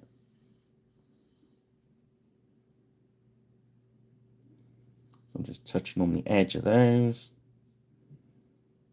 right on the top of there, on the top of there, on the edges of those, going towards the end. Then right in the sort of shoulders, right across the shoulder blades, into the middle, not going any lower. Let's do a bit across the top of that shoulder pad. Just keep working around and keep eyeballing it. I think, yeah, I need a little bit in there. But don't go mad because you can undo all your good work. And then you might as well just paint it all white. It's not really that you can't just paint it white and dump a wash on it, but it just doesn't work. Build it up nice and slow like that.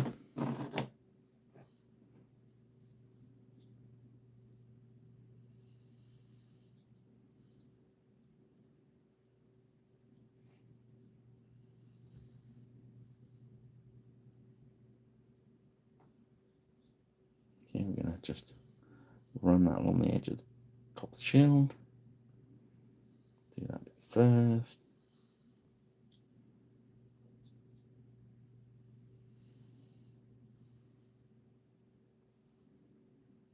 A little bit in there. A little touch in there. Leaving the chains for a bit and just a little bit lower. A little bit under there. He's lifted his arm up. On the bottom edges.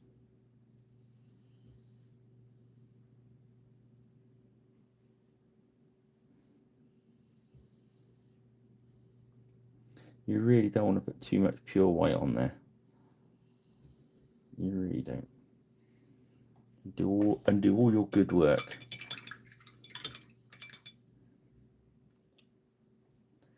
Okay, I'm going to grab some Dusty Skull, which is a strong olive brown.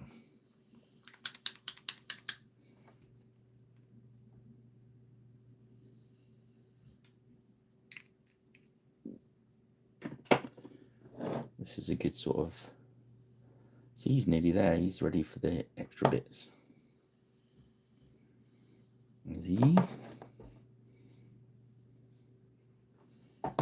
Okay, so it's this one.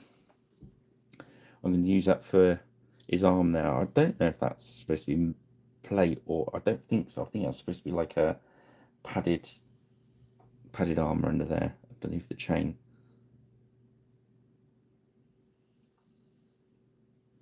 It looks like padded. Quilted. I can't remember. Well, it's going to be this colour now anyway. That's what I'm going for. I'm not a historian. I'm merely a pirate who likes painting.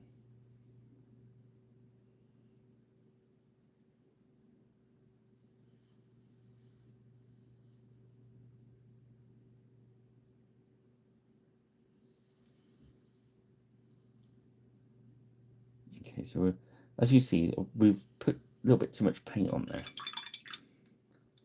You wash your brush off and just paint over it with a clean brush while it's still wet. That spreads the paint out. You get some more back in your brush. There we go. And we carry on. You can't get to it behind the shield. I'm going to paint. He's got like a one underneath there. We're going to do that this colour as well. Because I was going to do like red or blue.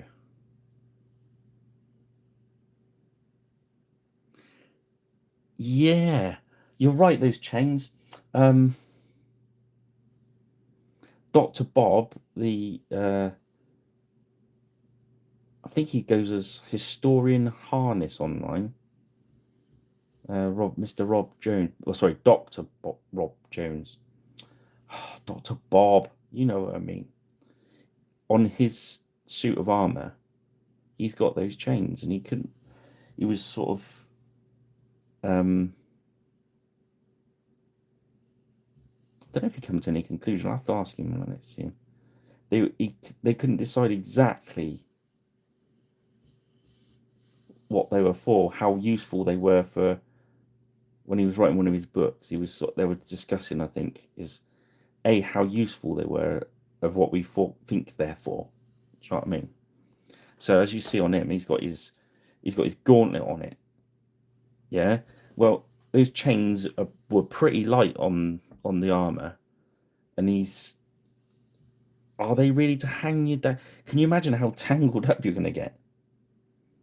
And so he put, if you look his on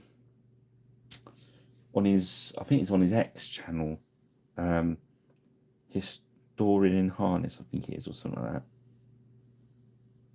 that. You'll see his armor, and he's got the chains, and he was experimenting to see actually how helpful they were.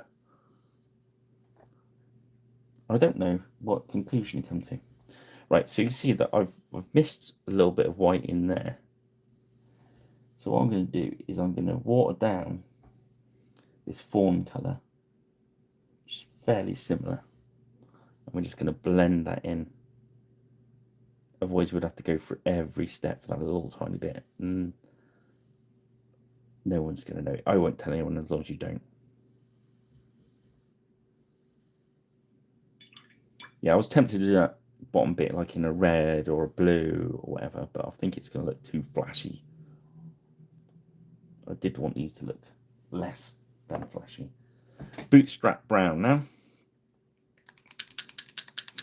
But I think you're right. They're mitten chains, aren't they? I'll ask him next time I see him. Did those mitten chains work?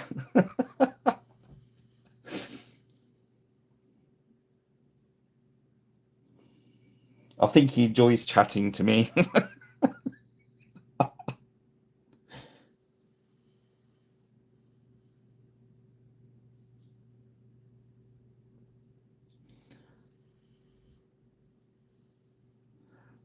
At the first convention I met him at,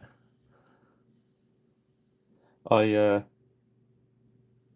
the bootstrap bound, I'm just going to go and highlight the leather out. The first convention I met Dr. Bob at, he was demoing E Courgeur. It was still playtesting at the time, and I was sending people round to him from my stall to have a go because he was struggling to get people to stop and play. And people were asking me questions, so I was sending them to him to ask. And I was saying to people, go and ask Dr. Bob, he knows his shit. And somebody went over to him and said, Pirate Rich sent me, he said, you know your shit.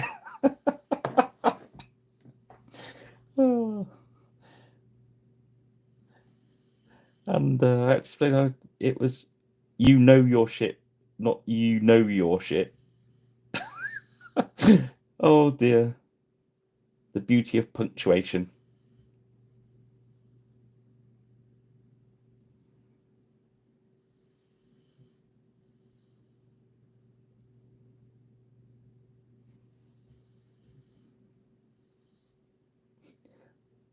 Yeah, mittens were.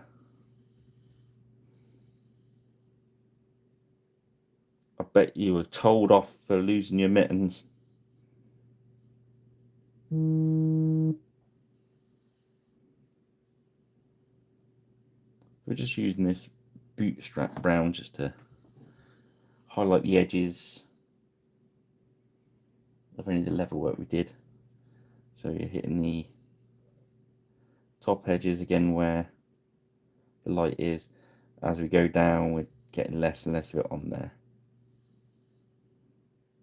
Get across there, hitting for the top of there. Top edges on there. Top edges on there.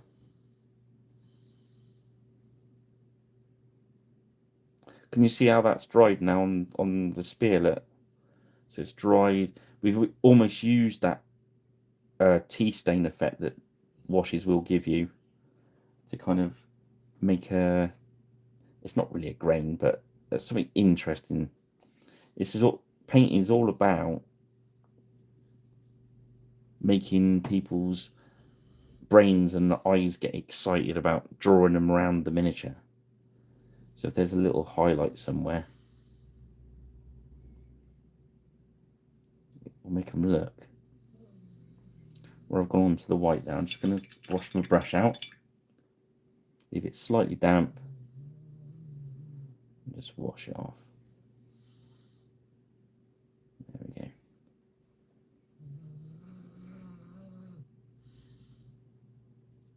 They do happen, sort them out as you go along. I know it's annoying because you've got to wash the paint out of your brush, but it's a lot easier than trying to sort them out at a later date. Some stuff you sort out as you go along.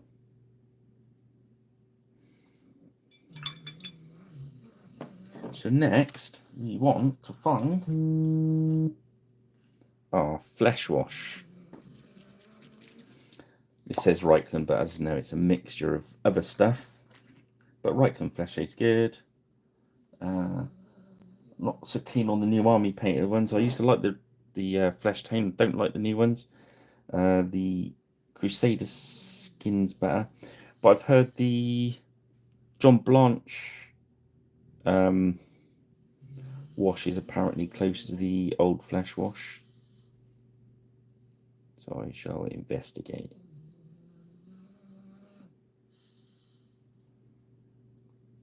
We've got a bit of this on the white, so wash your brush out and wick it away. Let's not spoil that white. So we're just loading this flesh wash as much as we can onto the gold.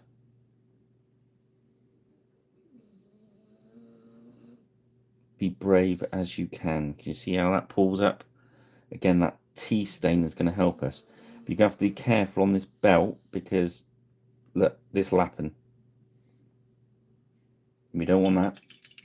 So you're going to wash your brush out quickly.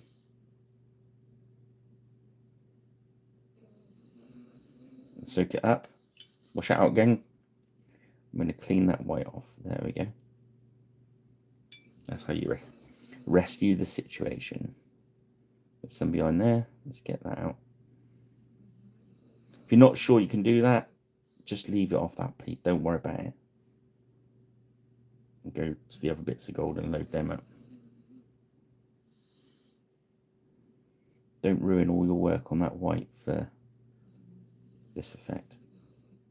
It doesn't so much worry if it goes onto the silver. That's fine. That'll just make it look a bit rusty. See how that's working on there already?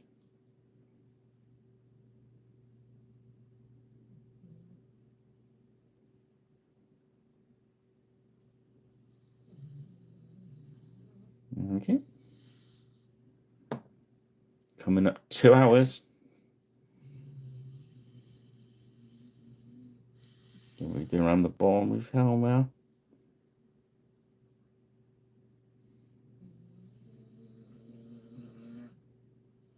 Dog's still bored.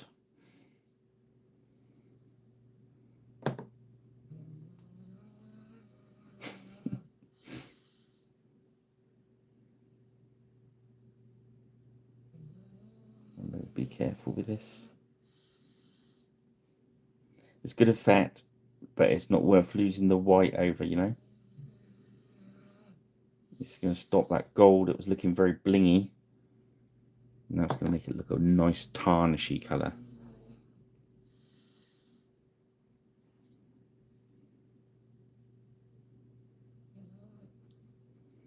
Adding visual excitement That's good, isn't it? Visuals.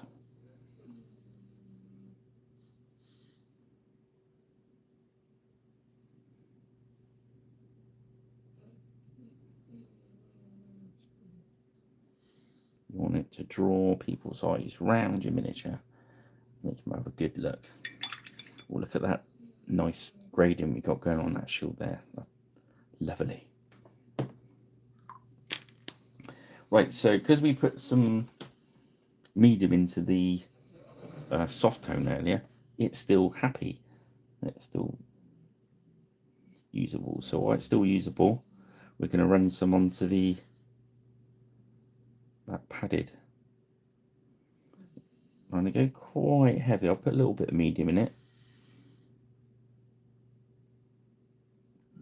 Oh, pardon me, but because it's soft tone and because that's a nice dark brown colour, it's not going to show up massively when it's dry. So we can really chuck it in there. That's going to help us up here where we're going to try and show those grooves in the padded. Oh, well, I thought I put too much paint on that earlier. It wasn't. It was because there's one of the lines is missing out there. Out the sculpt. Weird. Okay.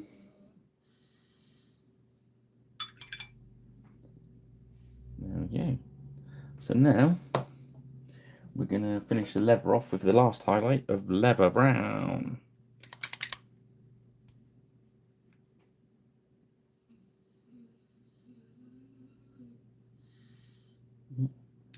A bit stuck up. Let's give it another shake.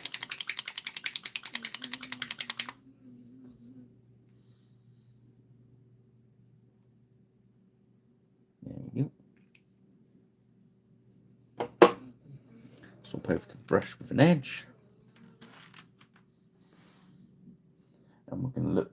This is our highest highlight on the leather, so we're going to hit some medium, make it nice and runny, and we're going to hit the edge of that scabbard with our brush.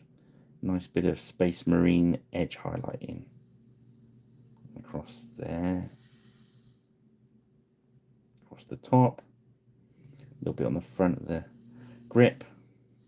I'm going to come down the top edge of this leather strap. Again, don't make it all the way along, just let it break like we did on the bottom of the white. And on the edge there.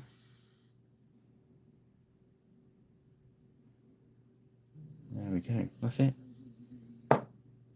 Next, bit more medium, bit more brown paint. So a bit on the end of his belt there, we're gonna look a bit brighter. Just adding more visual interest. Hit the edge of that scabbard, across the top there, top of his belt, maybe top of those straps going. Back of his legs, look, those calves come into the sunlight, so you can have a little bit of a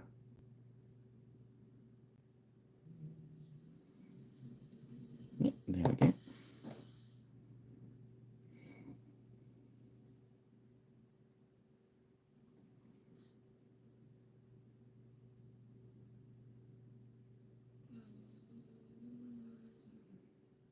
On the edge of the sword.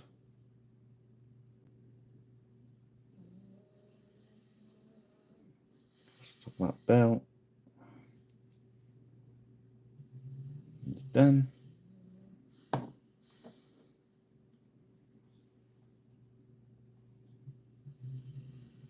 Load up again, a bit more medium. So he's got his shoes, so it's that top of the where the tongue would be. A couple of lines across the top of his shoe onto the point. See how we're just doing lines all the same direction. We don't want anything solid. We want to leave that over brown there. It's around the edge.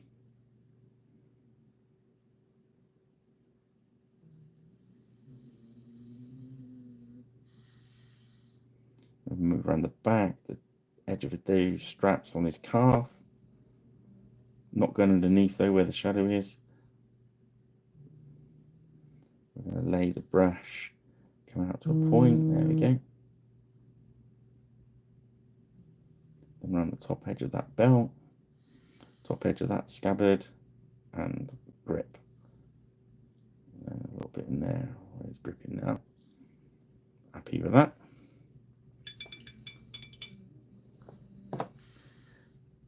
Next, we're going to do his favourite bit.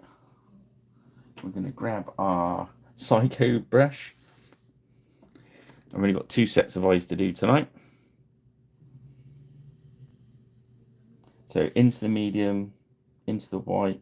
I can't lock my hand against the edge of the bench because I'm doing it in mid-air so you can see it on camera. So let's hope I don't wobble.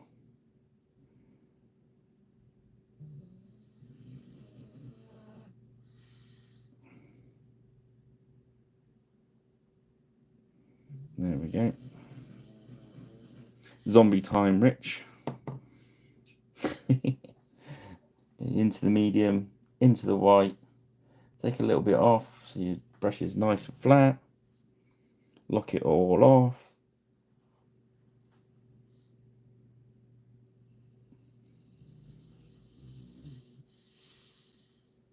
There we go. Wash your brush out. This is the same brush, Rich, as it's been going as long as the channel. So they're a bit of an investment, but if you look after them. So get the black out. So de-zombifying time. So this is my watered down black. I'm gonna make a little dot. Just right of center. There we go. Load up again. Make sure we've got the right amount of black on there. Now we're looking at the other one to use as a guide. So I know we've gone out of focus. I couldn't move. Sorry, guys. Try and get back in. There we go. I kind of wiggled out of focus there, didn't I?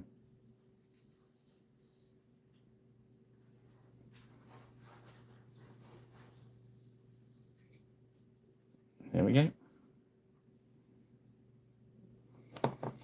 Might not perfect that zoomed up that close, but it will be fine 3 foot away on the table.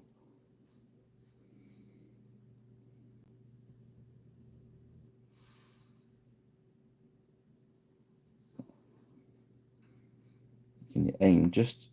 I usually aim just right of center, unless I want to look left. Then I look to match,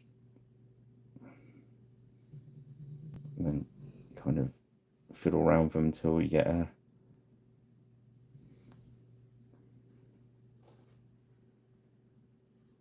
happy look. There we go.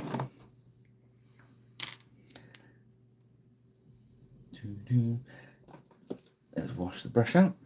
Make sure it's nice and clean. Yeah, it's not much of it left. It's ideal for doing eyeballs. Right, let's see where we're going.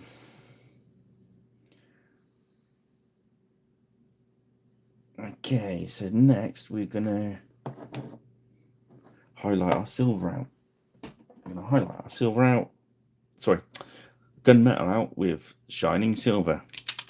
I gave it away then, didn't I?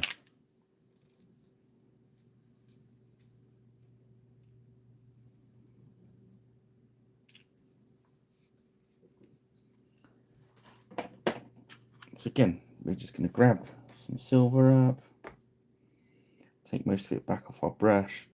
So it's kind of like a dry brush, but it's like an overbrush. So we're leaving plenty of paint in there. And we're going to do the edges of the weapon.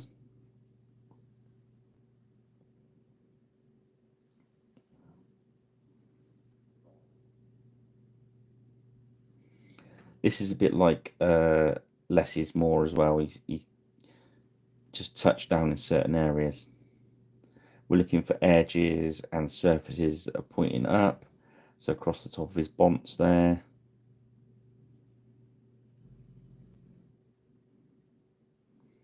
Across the top of his nose. The odd bit of chainmail. We don't want to shine him up too much. But remember, I use matte lacquer as well, so some of this will get killed off in the lacquering. So even though he looks a bit Excalibur-y at the moment, it will take it back down. But I'm just looking for those high edges with this. This brush is almost a dry brush, but not quite. That's why I like to call this an over brush rather than a dry brush. Look, see what I mean? It does turn into a dry brush, and then you can use it for a bit as a dry brush and then load up again. There we go. So that's one brush, did all that. Let's load up again, then unload it. And then when it's still quite fresh, I usually go for the weapon first. An edge highlight with it. Remember, I'm using my crappy brush with no point. There's no point. But I'm using a lot of edge of the brush as well. So it's a similar technique to dry brushing. We're being very light, we're not scrubbing at it, we're just letting the brush drift across certain areas.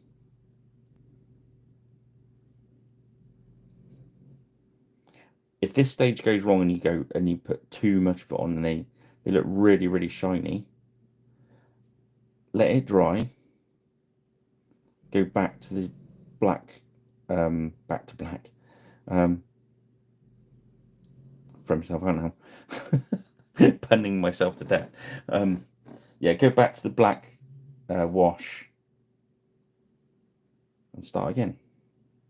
Just did it all over the black wash, let it dry, then come back at it. That's quite heavy. That's still wet, so I'm going to take that off with my finger. There we go. That's because I didn't quite get enough silver out. So I was nattering. And again, I didn't start on the weapon. Because you're doing the edge of the weapon, it takes quite a bit of paint. So then you can kind of get to grips with where, how light you're going to be, where you're going to put the next bit. That was me nattering, going straight for the helm bit there. Then the others I started on the weapon. So weapon, edges, big flat areas that might get a little bit of shine. Then just the odd spot of chainmail. Don't do all the chainmail, just odd bits of it.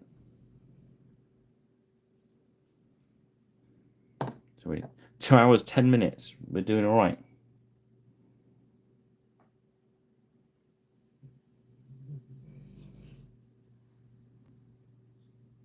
So again, use the edge of that brush.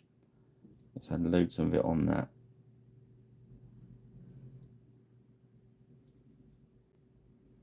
What I did there, I've done the side edge and that one down the middle, and then I filled them together at the top. So it's right up, the point's right up in the sun. But I didn't do the back edge.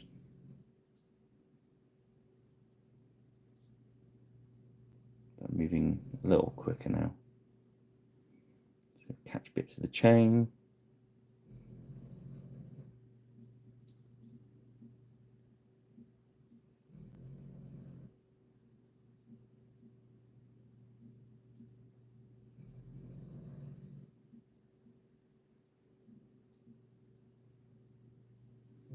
There we go.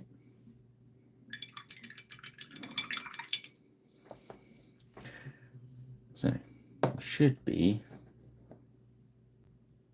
I don't know what I'm going to do. I'm going to grab. I could do it with that other brush. I'm going to grab agate skin, which is the next one up. You could go back in with the other skin because we have used our wash. But I'm going to take it up another tone. We've still got a point on our brush, so we're going to load up with medium and just dip the very tip of our brush in. Just loading the very end of our brush, and we're going across the eyebrows, down the nose, across the cheek, and lips or chin, whatever you can get there. That's it. That's all we're doing. This point as well, you can use that flesh to sort the eyes out. If the eyes are a little bit big, you can add a little bit of flesh into that area. Again, across the eyebrows, down the nose, across the top of the cheekbone. And he's got a moustache, so we catch his bottom lip. There we go. A bit fussy, you could get a little bit on his eyelid. There we go. Nice, just tidy it up a little bit. That's how you sort your zombie-itis out, Rich. Okay, as you see on these guys,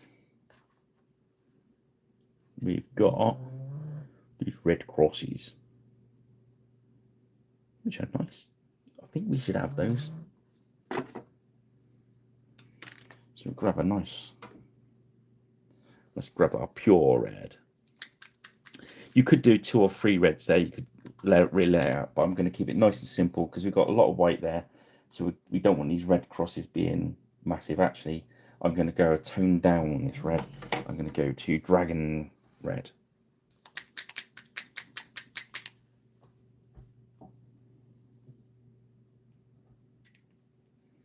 And I'm going to swap to a thinner brush. I'm going to swap to my insane detail, which is one back up from the Psycho, which is quite a nice little brush. And then we're going to do some nice crosses. We're going to grab some medium. In fact, I'm going to put a little drop of medium next to the red on the palette because I want this red right thin.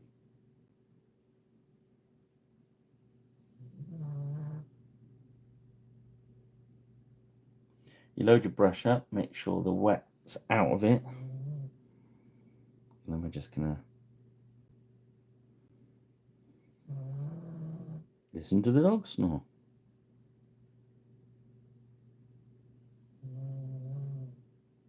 There's a couple of marker lines there.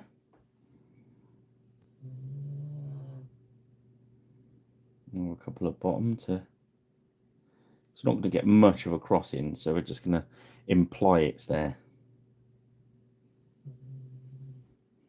They're all massive crosses because we've done so much work on that white.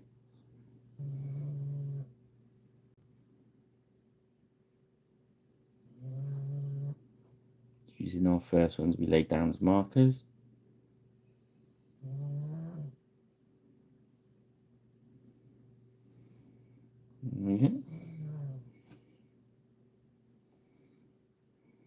This one will be coming in from the side.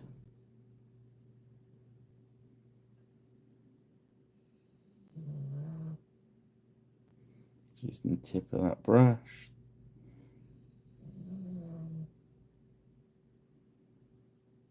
I like army paint brushes. Not the best brushes in the world, but there's a level of consistency in them. There's other ones I've been using mainly tonight are my cheapy go-to ones.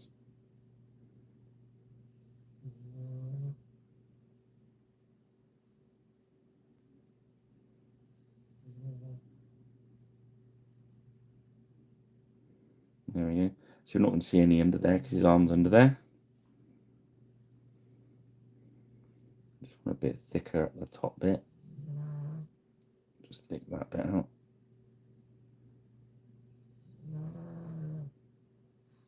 You can just have to eyeball that to the other. And then of course, you'll see a bit more of it on the back.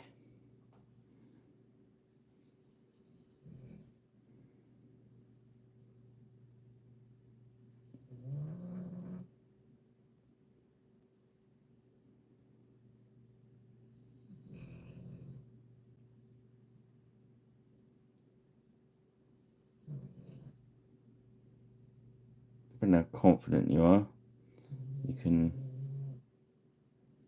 paint your two guidelines and fill them up. Or you can paint one to one side and then just thicken it out going the other way. Whichever works for you.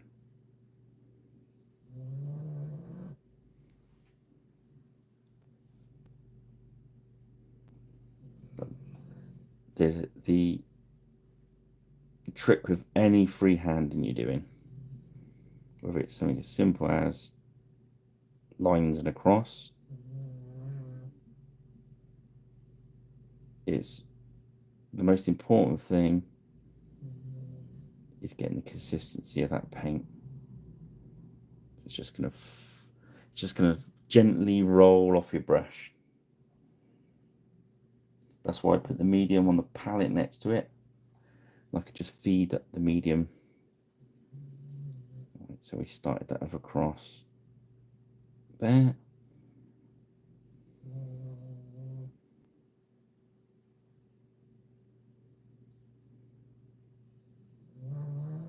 Of course, in real life, it wouldn't be absolutely straight because of the folds in the fabric. Now, if you're painting stuff that's got like a cloak, that's got folds in it, you can go up and down. But it looks kind of weird on these guys if you try and paint it wobbly, but it doesn't, for that very same reason, it doesn't matter if it goes slightly off, look, because his armpit is a different height that side to that side. So if I painted it underneath his armpit, it's going to be there. It's just going to look weird. So just carry on the line we've got. Otherwise, it's just going to look weird. You don't want it to look weird.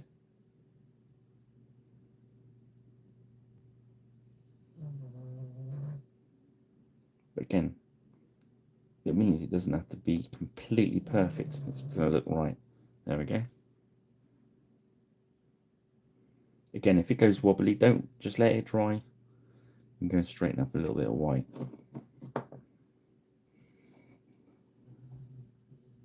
That shield looks like it needs a big cross on it, doesn't it?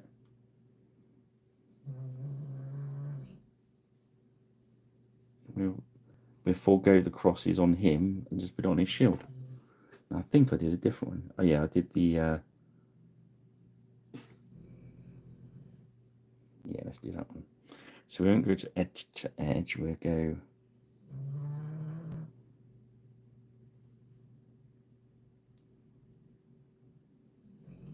I'm trying to get this on camera.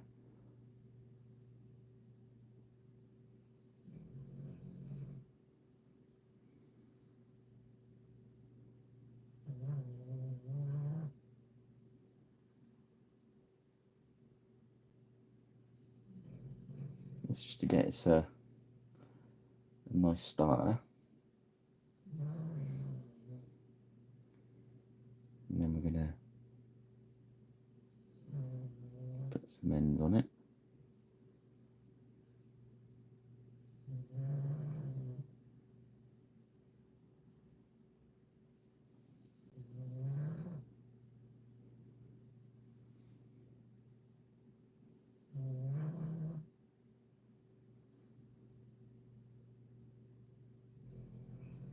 It's all gone really quiet.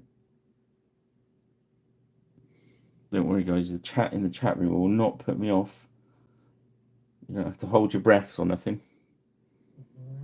So now we've done those lines. What we do is we're starting the center, and we're going to scoop them up towards it.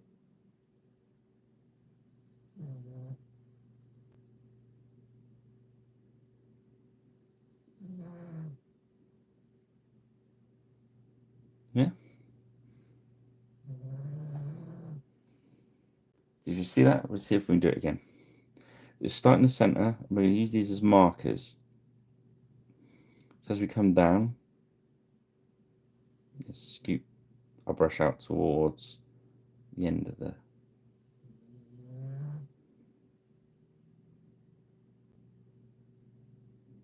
Let me try and match it up the other side. It don't have to be completely perfect. Because remember, these guys, well, not these actual guys, but their squires or servants would be painting these for them. So it'd be whoever's good at painting gets the job. So they wouldn't ever be perfect. I'm going to have to hold this upside down so it'll be off screen for a moment. Sorry, guys. Do these quick off screen because where I've got the camera zoomed in, I'm going to be off screen anyway.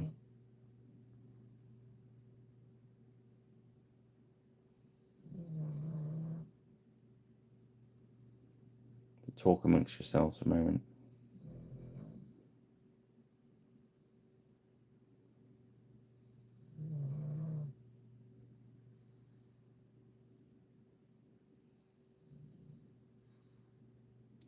There we go. You can fiddle around with it if you want to get it perfect. You're going to have more time to fiddle than me.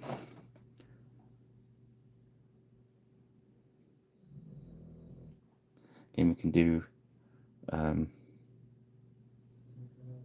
these little crosses there. They're always cool. That's a bit wet, so wash your brush out. We can save this one.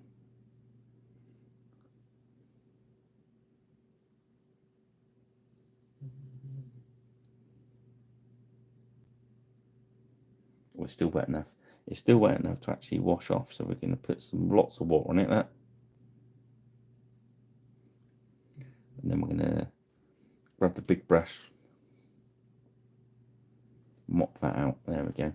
Be quick though, because otherwise you'll get pink. We'll put him there for a sec, let him dry. What happened there was a little bit of moisture in my brush, and there must have been a bit of moisture around one of these rivets, or it caught the rivet and it went and unloaded all of it in one place. So we're not going to do too many crosses on these bad boys because it's going to be difficult. So let's do this guy's shield. We're going to do a straight cross. Yeah. So we're going to go from point A to point B. Then we're going to go point C to D. Oh, sorry, did you see that? Oh, there we go. I'm starting to lose where I am on the camera. Sorry, guys. It's getting late. So we're just going to paint a line and thicken it up.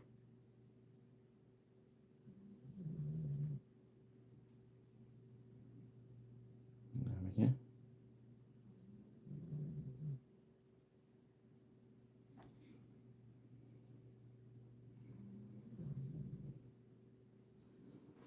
Start on one line,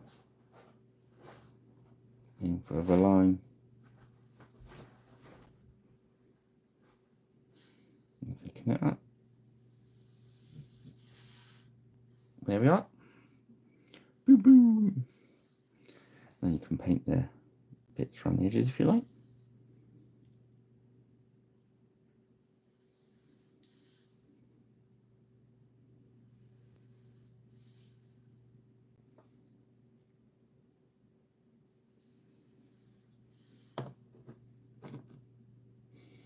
Right, this one has been awkward.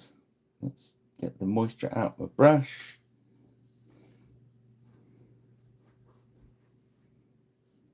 There was still a bit too much moisture in there. Let's get some more out. There we go.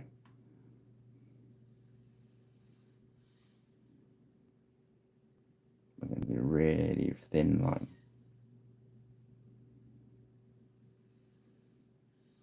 And then we're going to do lines on the end of those thin lines. These little thin ones look cool. And it's the only way I can think about getting around the rivets. There we go. I'm happy with that. There There's other Mr. Rivet Man. Oh, he's got a shield, so we'll just leave him with his cross on his shield.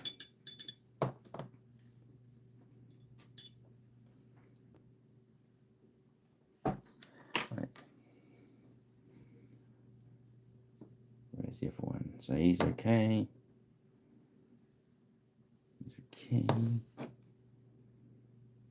Right, so now get our brush, load up with our gunmetal silver still right. And we're just going to paint in all these rivets. Rivet, rivet, rivet. Talk amongst yourselves whilst I paint these rivets. There's some rivets in his belt, we'll pick them out.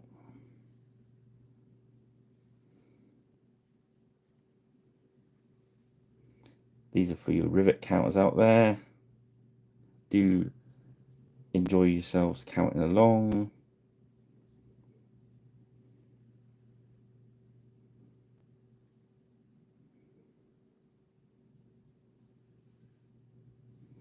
I got into the middle of a rivet counter argument and didn't know what rivet counter meant, which is hilarious. There's two other people arguing about it. It wasn't me. I just was in the middle. I was the eye of the storm.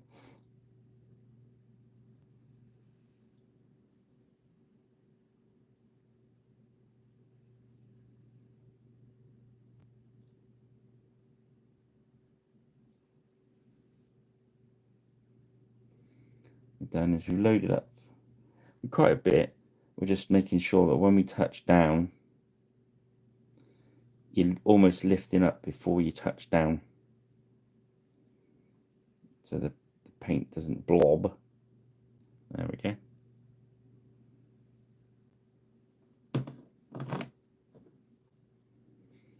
Load up with paint again. Away we go.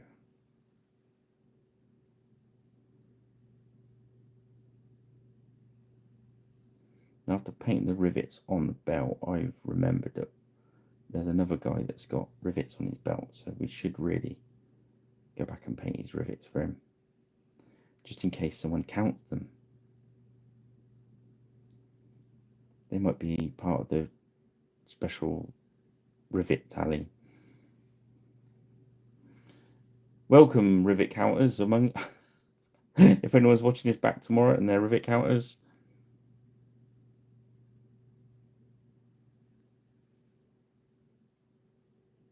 yes, exactly. That's on my list of videos actually.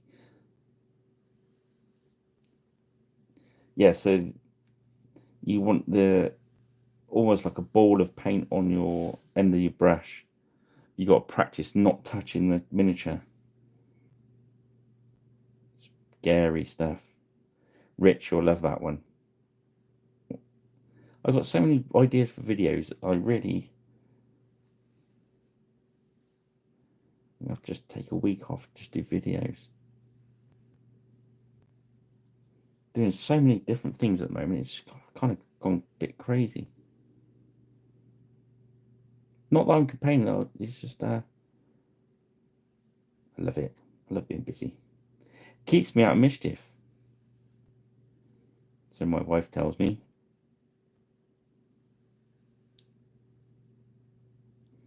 But she doesn't know how much mischief I get up to. Ha ha ha! Me and the dog go out and cause mischief all around the estate.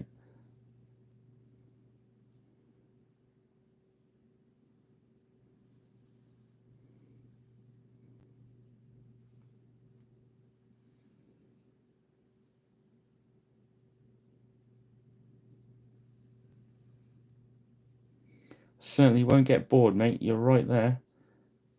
There we go. So those rivets are perfect. Yeah, so when you basically, I'll do a video on it, then I'll get the camera set up right for it.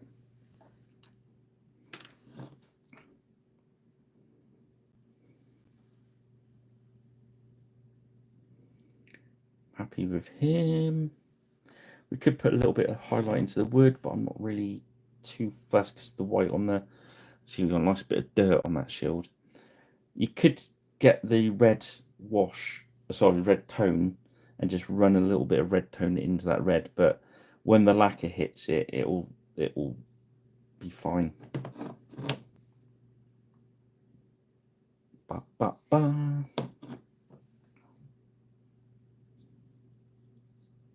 So next we grab the black hat, grab our crappy brush, and we do our victory lap. Hurrah! Because these are done.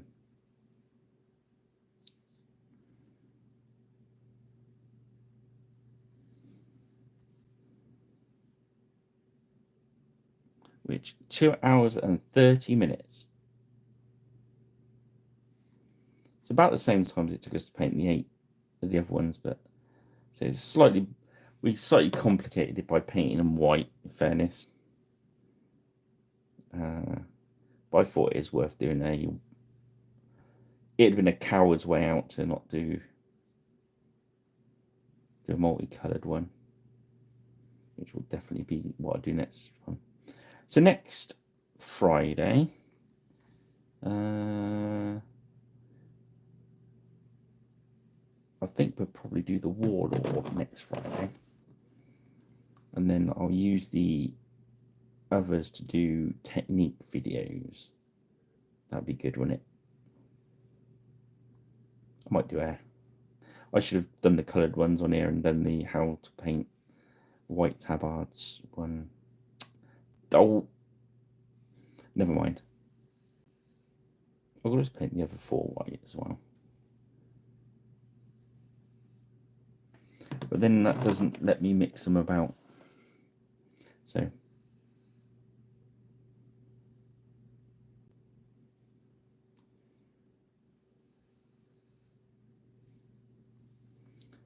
yeah.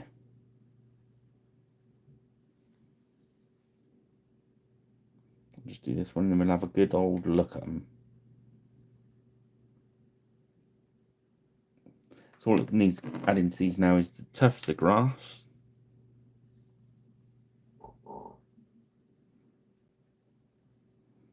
cheers. I might try and do another video just like a breakdown of it when I get a chance. Let's have a good look. How did I do? How did I do?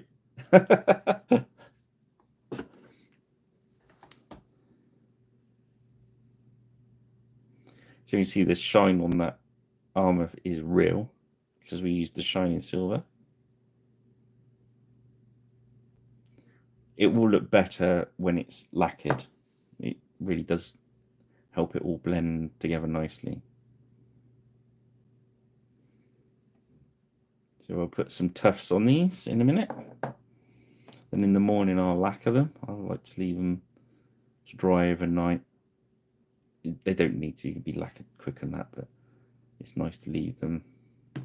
And I'll get some photographs. They look better in the photographs because this light is just glowing the white up. So there we go. That's our first point of half card for our 4 pointers. We'll leave that there.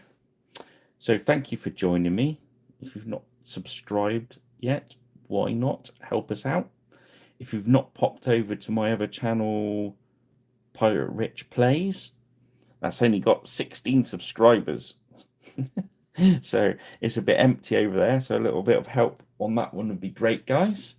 I'll see you Sunday, Kubler, at the War Games show in Wolverhampton. Is it Aldersley? I will get it right eventually. Is it